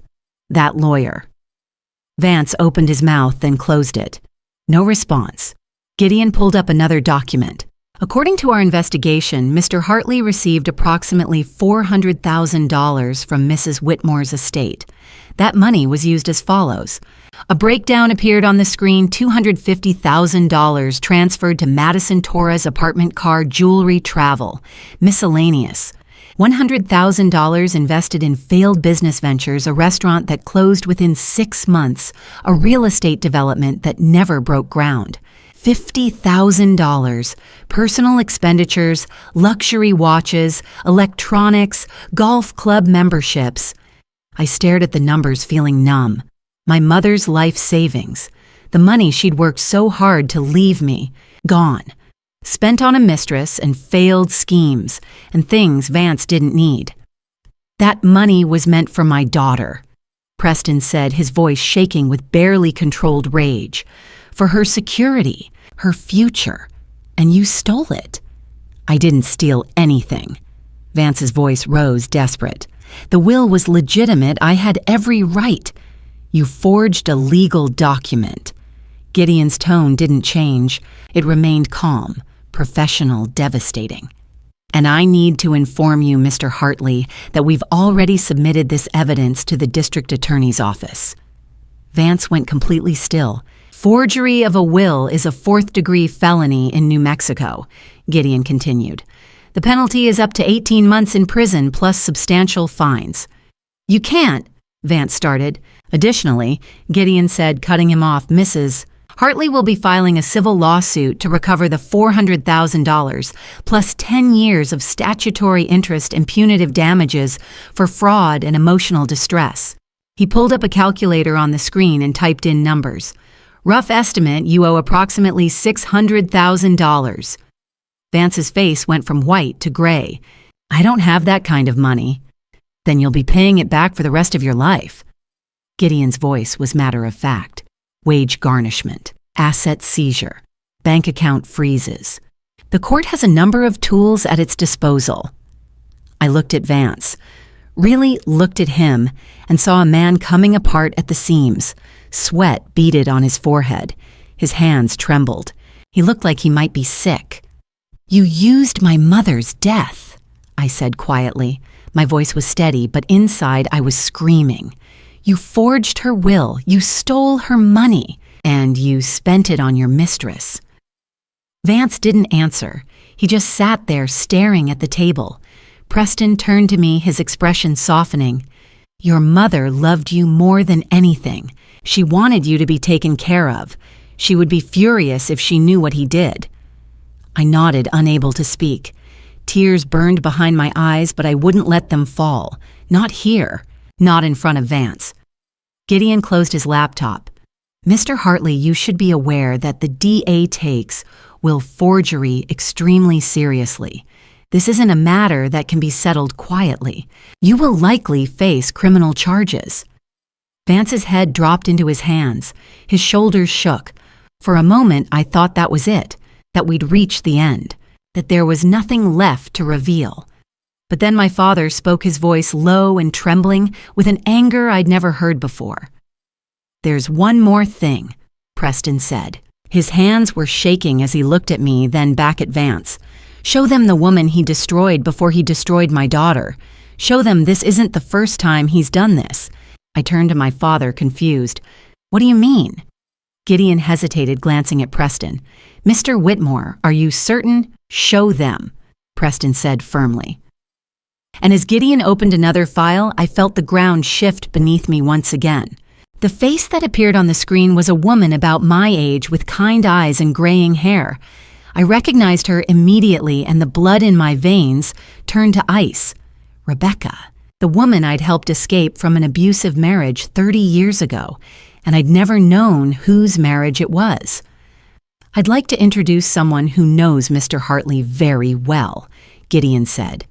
"Mrs. Rebecca Hansen, calling in from Portland, Oregon." The video connection stabilized and Rebecca's face filled the screen. She looked older, we both did, but I would have known her anywhere. Those same gentle eyes, that same quiet strength. "Hello, Alana," she said softly. "It's been a long time." My hand flew to my mouth. "Rebecca, is it really you?" She nodded, her gaze shifting to Vance. Her expression hardened. "Hello, Vance." Surprised. Vance's face went white. He looked like he'd seen a ghost. Gideon's voice was calm, professional. For the record, Mrs. Hansen was Mr. Hartley's first wife. They were married from 1987 to 1990 and divorced in 1993. My mind reeled. 30 years ago, when I'd been volunteering at a women's shelter in Santa Fe, I'd helped a woman named Rebecca escape from what she'd called a controlling man. She'd never told me his name. I'd never asked. It was safer that way for both of us. I'd driven her to the Greyhound station, given her money from my own pocket, hugged her as she'd boarded a bus heading north, tears streaming down both our faces. And a year later, I'd met Vance. "Wait," I whispered, looking from Rebecca to Vance. "You mean Vance was the man you were running from?" "Yes," Rebecca said quietly. "The man who controlled every penny I spent, who isolated me from my family, who made me feel worthless every single day. I felt like I couldn't breathe." Rebecca's eyes softened as she looked at me. "Alana, you saved my life 30 years ago, and just 1 year later, he found you. I had no idea until your father's lawyer contacted me last week." I felt the room spin. My mind raced back 30 years to that day in my father's study when he'd opened the investigation folder and tried to warn me. I remembered him starting to say, "Her name is Rebecca." But I'd covered my ears and walked out before he could finish. I'd refused to look at the report, refused to hear the details. And a year later, I'd married the same man she'd been running from. For 30 years, I'd never known that the woman I'd helped escape was Vance's ex-wife. We'd both been his victims, just at different times. Preston's hand closed over mine. She was shocked when we told her. She wanted to testify immediately. Gideon pulled up another document. Dr. Sarah Morrison, a forensic psychologist, reviewed Mr. Hartley's behavioral patterns across both marriages. Her diagnosis, narcissistic personality disorder with coercive control behaviors. the screen filled with text clinical language that described the man I'd lived with for 3 decades. Pattern of financial control, systematic isolation from support systems, persistent devaluation of partners' self-worth. Dr. Morrison's conclusion, Gideon read aloud, is that this is not situational behavior. This is an ingrained personality pattern that repeats with each new victim. Vance stood abruptly. That was 30 years ago. Rebecca's laugh was bitter. You haven't changed. You just found a new victim. Vance turned to me desperate. Fine, you have nothing, no money, no job, you need me. Something inside me snapped. I stood up, meeting his gaze directly for the first time in years. That's where you're wrong. The room went silent. Everyone was staring at me. What? Vance's voice was uncertain. I took a breath, feeling the weight of 30 years lifting off my shoulders. My father established an irrevocable trust fund for me 10 years ago when my mother died. Gideon pulled up a document. The trust is managed by a third-party trustee. Only Mrs. Hartley can withdraw funds. Preston's voice was steady. I made sure my daughter always had a way out. You had no legal authority over that money, Vance. You didn't even know it existed. I looked at my husband, this man who'd thought he owned me, controlled me, trapped me for 3 decades. I didn't stay because I was stuck. I stayed because I believed in my marriage vows. But I always had the ability to leave whenever I chose. Vance stared at me, his mouth opening and closing like a fish. How much? He finally managed. Gideon's voice was matter of fact. The initial trust was $400,000, Mrs. Whitmore's life insurance payout and savings. It's grown to approximately $600,000 with conservative investments over the past decade. The silence was deafening. You mean? Vance's voice was barely a whisper. You've had that much money this whole time. Yes, I said simply. And you never told me. Why would I? My voice was calm, steady, stronger than I'd ever heard it.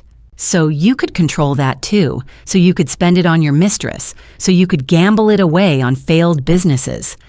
Vance's face flushed red. You had no right. I had every right. Preston's voice cut through the protest. That money was from my wife, for our daughter, not for you. Piper stood up beside me, her voice fierce. She wasn't weak. She wasn't helpless. She just finally had enough. Rebecca's voice came through the speakers, warm and proud. Good for you, Alana. I'm so glad you're getting out. I looked at the screen at this woman who'd escaped the same trap I'd been caught in. Thank you for coming forward. I wish I'd known sooner, she said quietly. I would have warned you. I know. Vance sank back into his chair, his face ashen. He looked from me to my father to Rebecca on the screen, watching his world crumble piece by piece. But there was still one more piece left to fall, the biggest one. Preston stood, his hands shaking as he opened an old medical file.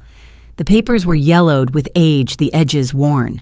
Now, he said, his voice thick with emotion, let me show you what my daughter gave you 25 years ago and what you did with that gift. I closed my eyes, knowing what was coming. The secret I'd carried for a quarter of a century, the sacrifice I'd made out of love, and the way Vance had thrown it away like it meant nothing at all. The medical file my father held was 25 years old, its edges worn from being opened and read countless times over the years. Inside were the records of a surgery that had saved Vance's life and damaged mine forever. Preston's hands trembled as he opened the folder. His voice shook when he spoke. In 1998, Vance was in a severe car accident. He needed a kidney transplant to survive. He pulled out the first document and held it up, a hospital intake form dated March 15, 1998. Gideon projected it onto the screen. The waiting list for a transplant at that time was years long. Preston continued. Without a donor within 48 hours, he would have died. I closed my eyes, remembering. The call from the hospital, the rush to get there, Vance lying in the ICU, pale and barely conscious machines breathing for him. My daughter, Preston said, his voice breaking, was 30 years old, and she donated one of her kidneys to save him. The room went silent. On the screen, Gideon pulled up the surgical records. 2 operations performed simultaneously, one to remove my kidney, one to transplant it into Vance. The doctors warned her, Preston said. They told her that living with 1 kidney would put her at risk for the rest of her life. I opened my eyes and looked at Vance. He was staring at the table, his face blank. Gideon pulled up another image, a medical photograph from my file. The scar on my lower back, a long diagonal line where they'd cut me open to take the kidney. It had faded over the years, but it was still visible, a permanent reminder of what I'd given. Last week, Preston said, his voice rising, when my daughter fell and needed emergency surgery, the doctors almost refused to operate. He pulled up the recent medical records from the hospital, the ones from just days ago. Her creatinine levels were dangerously high. Her remaining kidney, the only one she had left, was barely functioning under the stress. He zoomed in on a line in the doctor's notes. Patient's compromised renal function complicates anesthesia. Risk of acute kidney failure during surgery is significant. The anesthesiologist had to adjust the dosage 3 times during the operation. Preston continued, his voice shaking with rage, because her body couldn't process the drugs the way a normal person's would, because she only had 1 kidney. He turned to Vance, his eyes blazing. She could have died on that operating table not just because of her ruptured spleen, but because she only had 1 kidney, the kidney she gave to you. I felt tears burning behind my eyes, but I wouldn't let them fall. Not here, not now. Preston pulled out another document, a handwritten note in my own handwriting dated 1998. He read it aloud, his voice thick with emotion. Vance promised me I will spend the rest of my life making this up to you. I will love you like a queen. He slammed his hand down on the table, making everyone jump. A kidney. My daughter gave you part of her body. Vance flinched, but didn't speak. She's been weaker ever since, Preston continued. She can't do heavy physical work. She has to take medication every day to protect her remaining kidney. She has to monitor her blood pressure, her diet, her fluid intake, every single day. His voice rose to a shout. And when she was lying on the floor bleeding when she needed you most, where were you? Vance's head dropped into his hands. You were upstairs, Preston spat. Asleep with earplugs in. With your phone turned off. You didn't even come down to check if she was alive or dead. Piper was crying openly now, her hand over her mouth. She gave you life, she choked out. And you treated her like a disposable object. I looked at Vance, really looked at him, and felt nothing. No anger, no sadness, just a cold, empty certainty. 25 years ago, I said quietly, I thought you deserved to be saved. I was wrong. Vance's head snapped up, his eyes meeting mine for the first time. Alana, you don't. My voice was steady, calm. There's nothing you can say that will change what you've done. Preston pulled out another document. I'm filing for divorce on my daughter's behalf. She'll be represented by Mr. Foster and you will receive nothing, not 1 cent. Vance's face crumbled. Please, you didn't mean to spend $250,000 on your mistress. Preston's voice was ice. You didn't mean to forge my wife's will and steal her inheritance. You didn't mean to leave your wife bleeding on the floor after she gave you her kidney. Vance had no answer. Gideon spoke up, his voice professional and calm. Mr. Hartley, I should inform you that given the totality of the circumstances, the financial fraud, the will forgery, the pattern of abuse documented by both Mrs. Hanson and Mrs. Hartley, you're facing significant legal consequences. Criminal charges are likely. Civil lawsuits are inevitable. And you will lose. Vance sat there completely still, staring at nothing. And then finally, he broke. He slid out of his chair and dropped to his knees, his hands reaching toward me, shaking. Alana, please, I'm sorry. I'm so sorry. I never meant... I stood up, took a step back, away from him, away from 30 years of pain. I don't care what you meant, I said quietly. But before Vance could say anything else, my father lifted one final piece of paper. His hands were trembling, and when he looked at me, his eyes were filled with tears. "There's one last thing," he said softly. "One thing I need you to know, sweetheart." I turned to him, confused. "What do you mean?" Preston's voice broke. "Something I should have told you a long time ago. Something about your mother." The room went silent. Even Vance, still kneeling on the floor, looked up. And as my father began to speak, I felt the world shift beneath me one final time. The yellowed paper my father held had deep creases from being opened and folded countless times over the years. It was the 1993 investigation report, the report I had refused to read before my wedding. Preston placed it on the dining table with a reverence reserved for sacred objects.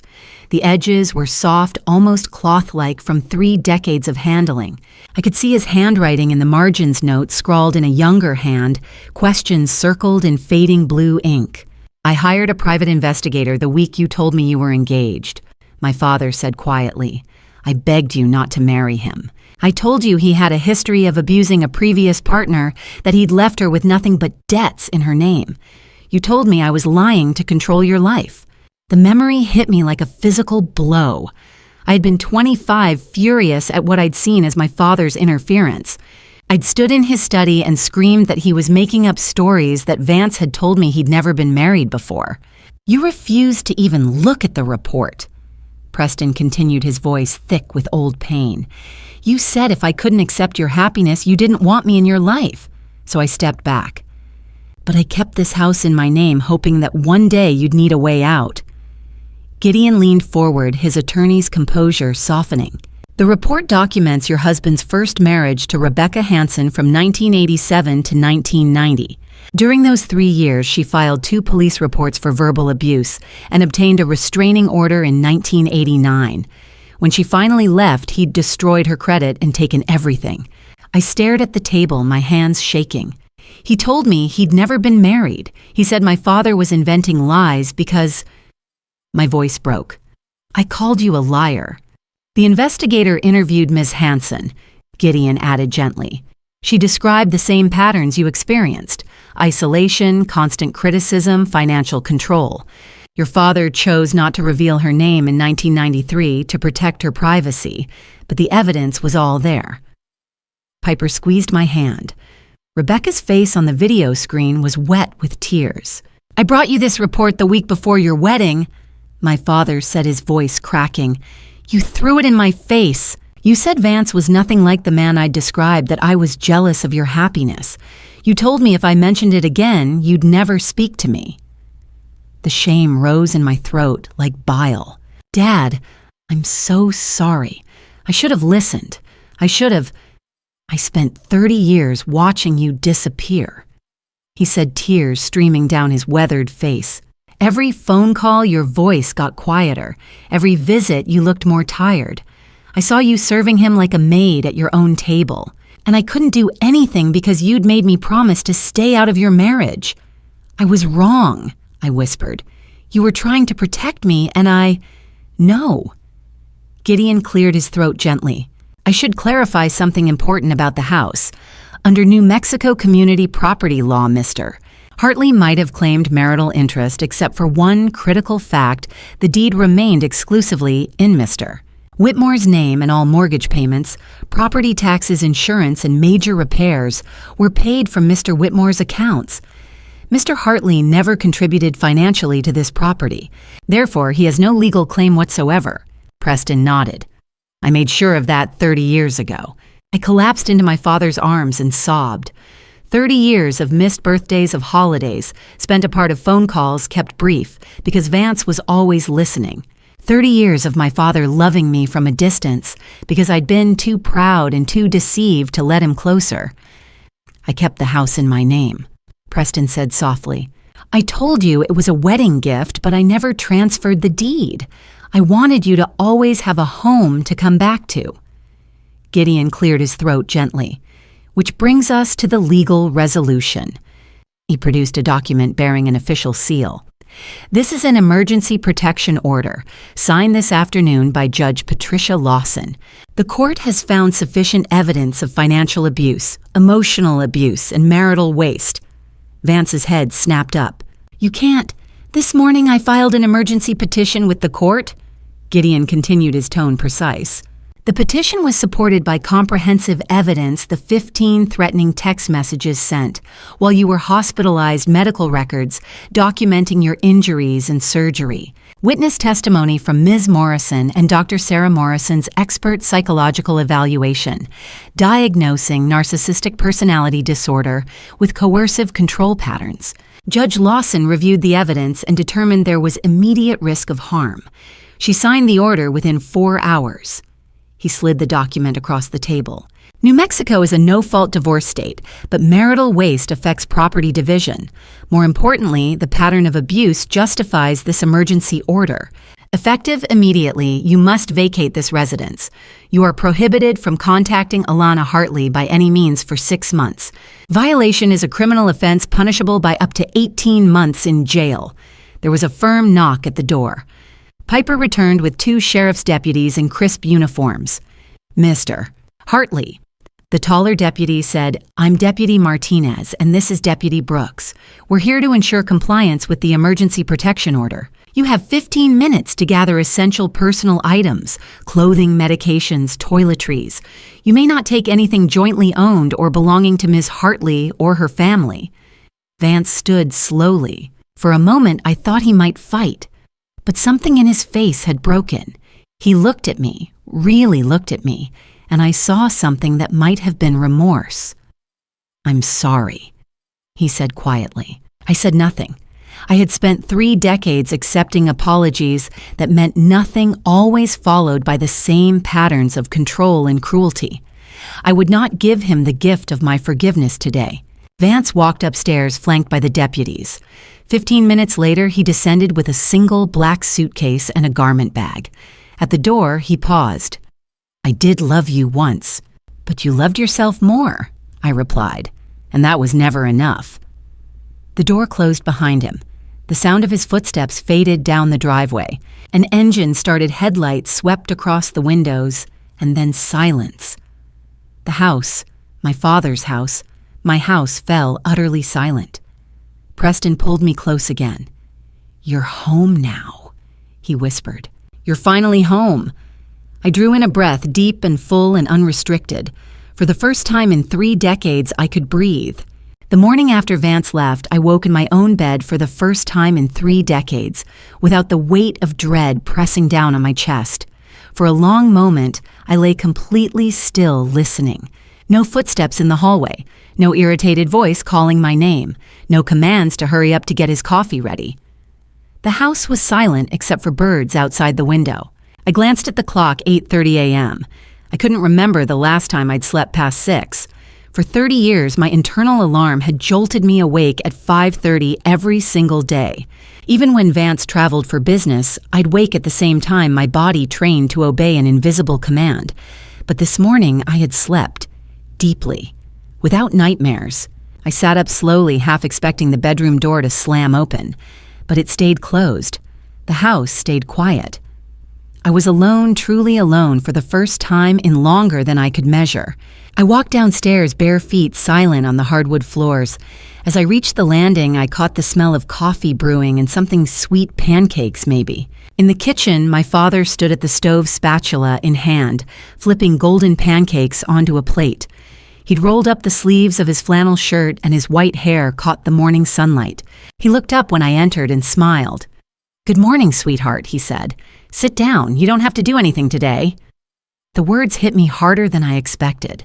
I stood frozen, suddenly unsure of what to do with my hands, where to look, how to exist in a space where I wasn't required to serve. "Dad, I can—" "Sit," he said, gently pointing the spatula toward the table. "That's an order from your father." A laugh bubbled out of me, surprising us both. I hadn't laughed in so long that the sound felt foreign. I walked to the table, the same table where I'd served thousands of meals, always standing, never sitting as an equal, and pulled out a chair. Sitting down felt like an act of rebellion. Preston set a plate in front of me, 3 golden pancakes butter melting on top real maple syrup. Coffee prepared exactly how I liked it. Cream, no sugar, fresh orange juice. He'd even folded a cloth napkin beside the plate. "Dad," I whispered. "You didn't have to." "I wanted to," he said simply, settling across from me. "I've wanted to make you breakfast for 30 years. I picked up my fork, but my hands were shaking. The pancakes blurred as tears filled my eyes. "I don't know what to do," I confessed. "I don't know who I am without him." For 30 years, my entire existence was built around what he needed, what he wanted, what would keep him from getting angry. Now he's gone and my voice broke. "I don't know what I'm supposed to do now." Preston reached across the table and covered my hand with his. His palm was warm, calloused, steady. "You're going to take it one day at a time," he said. "1 hour at a time if you need to. You're going to eat breakfast. You're going to rest. You're going to let people who love you take care of you for a while. And slowly you're going to remember who you were before he took that away." "What if I can't?" I whispered. "What if there's nothing left?" "There's everything left," he said fiercely.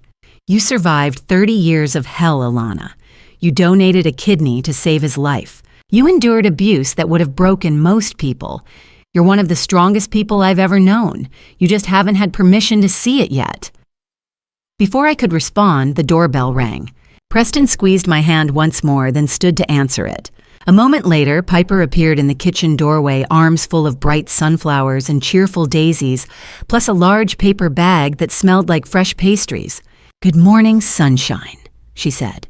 She set the flowers on the counter and pulled up a chair beside me. I brought cinnamon rolls from Canyon Road and about 17 kinds of tea. I managed a wobbly smile. "You didn't have to come." "Of course I did," Piper said. "That's what friends do. We show up." She poured herself coffee and studied my face. "How are you feeling?" Real answer. Not the polite one. I took a shaky breath. Scared. Free. Confused. All at once. "Good," Piper said, nodding.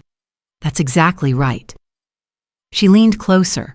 "Alana, the first few weeks are going to be the hardest. You're going to second-guess everything.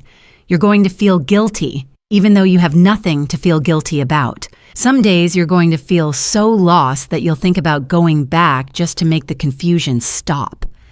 My stomach clenched. "How do you know?" "Because I watched my sister go through this," Piper said quietly. "She left an abusive marriage 8 years ago. Every single day got a little bit easier. Not in a straight line some days, she slid backward. But oh, Vancel, the trajectory was up. I promise you that." My phone buzzed on the table. I glanced at the screen and felt my pulse quicken. Rebecca Hansen was calling. I answered. "Hello!" "Alana." Rebecca's warm voice came through. "I hope it's okay that I'm calling. I wanted to check on you. How are you doing this morning?" I looked around the kitchen at my father washing dishes at Piper, arranging sunflowers in a vase at the plate of pancakes I'd actually been allowed to sit and eat. "I'm okay, I think. Everything feels both lighter and heavier at the same time." "That's completely normal," Rebecca said. "I remember waking up the morning after I left and feeling like I'd landed on another planet. Everything was quiet, but I kept waiting for the other shoe to drop." "Yes," I breathed. "Exactly that." "It took me about 5 years to fully heal," Rebecca said. "To stop flinching when someone raised their voice, to stop apologizing for things that weren't my fault, to trust my own judgment again. But Alana, I need you to hear this. It does get better, I promise you." Tears spilled down my cheeks. "I'm 55 years old. I feel like I've wasted my entire life." "You haven't," Rebecca said firmly. "You survived. That's not nothing. And now you have the chance to do more than survive. You can actually live. You still have decades ahead of you. Good decades. Joyful decades. Decades where you get to choose." Piper slid a box of tissues across the table. Preston set a hand on my shoulder. "I'd also recommend finding a support group," Rebecca continued. "Being around other survivors who understand what you've been through, it helps. You won't feel so alone." "I'll look into it," I managed. "And Alana, call me anytime, day or night. I mean that." After we hung up, I sat in the quiet kitchen, surrounded by people who genuinely cared whether I lived or died, whether I ate or went hungry, whether I smiled or cried. I looked at my father. "I'm 55 years old." I said, my voice stronger now. "I still have at least 20 good years ahead of me, maybe 30 if I'm lucky." I straightened my shoulders. "I'm not going to waste them." Preston's eyes shone with pride. "No, you're not." Piper raised her coffee cup. "To new beginnings." We sat there for a long time, talking, crying, laughing, three people who'd been brought together by pain, but were choosing in that moment to build something better. That night, as I lay in bed, my bed in my house with the door locked and no one to answer to my phone, buzzed on the nightstand. An unknown number. My heart lurched. Was it Vance? Had he found a way around the no-contact order? With trembling fingers, I opened the message. "Divorce papers have been signed and filed with the court. You are officially free. Congratulations, Ms. Hartley. Gideon." I read the message 3 times, then pressed the phone to my chest and cried great heaving sobs of relief and grief and hope all tangled together. I was free. Officially, legally, completely free. For the first time in 30 years, my life belonged to me. And tomorrow, I would start learning how to live it. 3 months later, I stood in the doorway of my new cafe in downtown Santa Fe, watching the morning sun paint the adobe buildings gold. The sign above the door read, "Second Chances Cafe." The name had come to me one sleepless night weeks after the divorce was finalized. I'd been lying in bed, my bed in my house, thinking about all the years I'd lost and all the years I still had ahead. And suddenly, I knew exactly what I wanted to do. Before Vance, I used to dream of opening a little cafe, a place where people could feel safe, seen, heard. 30 years ago, I'd buried that dream. But dreams I'd learned don't die. They just wait. The cafe was small, 8 tables, a wooden counter, a tiny kitchen. But it was mine. Every detail chosen by me. My father appeared from the kitchen, wiping flour off his hands. At 77, he'd decided retirement was overrated. "The cranberry scones are almost ready," he said, eyes crinkling with pride. "And Piper just texted she'll be here in 10 minutes. Piper had offered to work part-time. "I'm not doing this out of pity," she'd said firmly. "I believe in what you're building here." What I was building was more than a cafe. Twice a week, I hosted a free support group for domestic abuse survivors in the back room. We'd started with 3 women. Now we had 12 regulars. I'd also partnered with a local women's shelter to offer job training and interview spaces for women rebuilding their lives. I wasn't a therapist. I was just someone who understood what it felt like to lose yourself completely and then have to find your way back.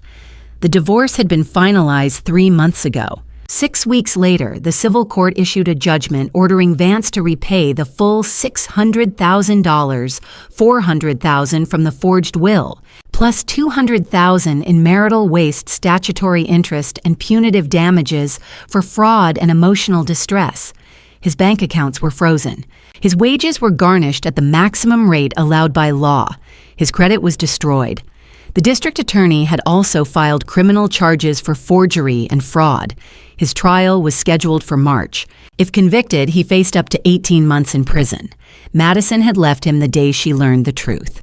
Gideon told me Vance was living in a studio apartment in Albuquerque working night security. I'd expected to feel satisfaction. Instead, I felt nothing. He'd taken 30 years of my life, but I refused to give him one more minute of my energy. He was my past. This cafe, these women, this new life that was my future. The bell above the door chimed. Rebecca Hansen stepped inside wearing a bright turquoise scarf and carrying sunflowers. "Alana!" she said, voice thick with emotion. "It's beautiful." I came around the counter and hugged her, the kind of embrace only 2 people who'd survived the same nightmare could share. "Thank you for coming all this way. I wouldn't have missed it." Rebecca looked around, taking in the warm lighting, the vintage chairs, the chalkboard menu.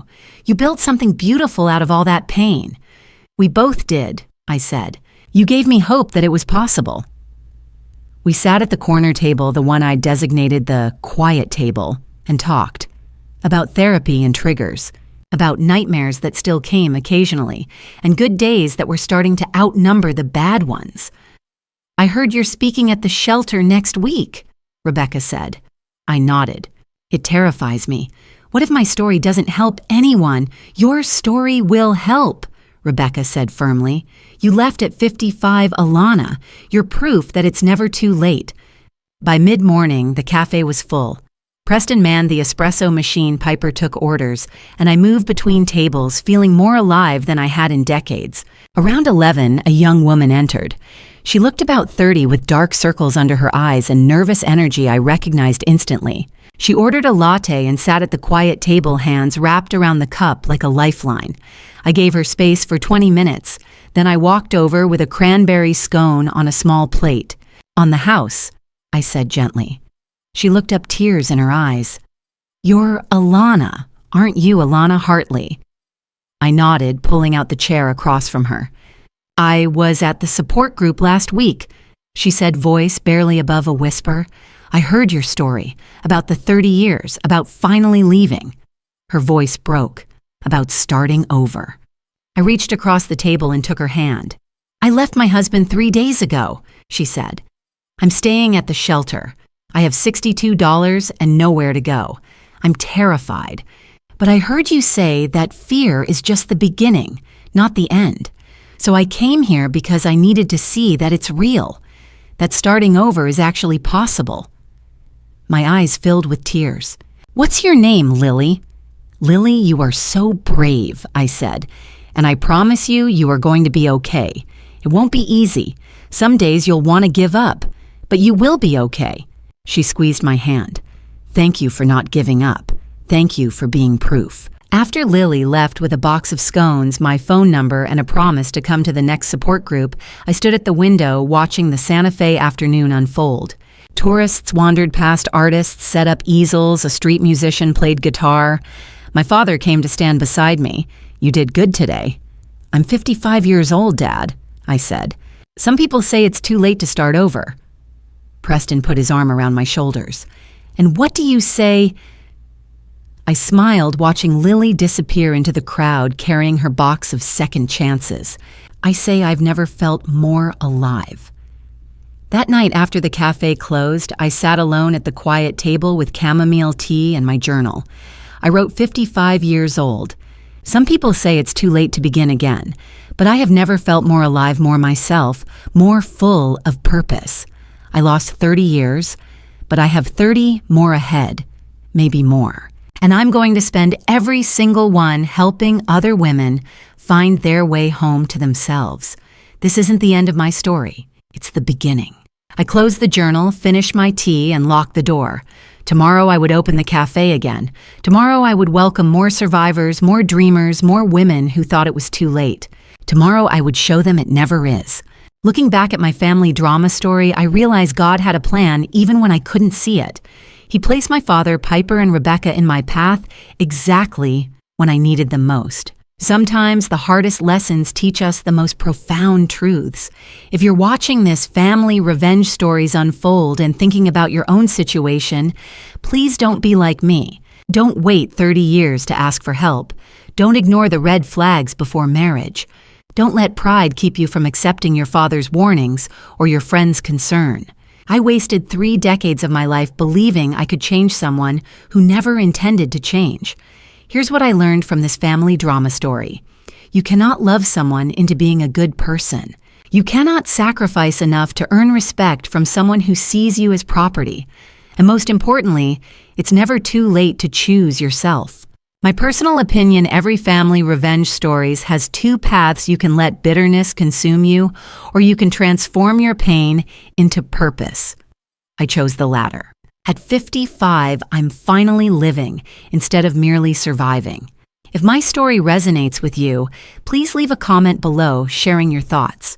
Have you or someone you know experienced a similar family drama story? What would you do differently? Your story might be the encouragement someone else desperately needs. Don't forget to subscribe to this channel and share this video with anyone who needs to hear that it's never too late to start over. Thank you so much for staying with me until the end of this journey. Your time and attention mean everything. Important disclaimer, the family revenge stories shared on this channel contain some fictionalized elements and are created for educational purposes. These narratives are designed to raise awareness about domestic abuse, financial manipulation, and the power of resilience. If this content is not suitable for you, please feel free to exit and choose content that better fits your needs. Take care of yourself first.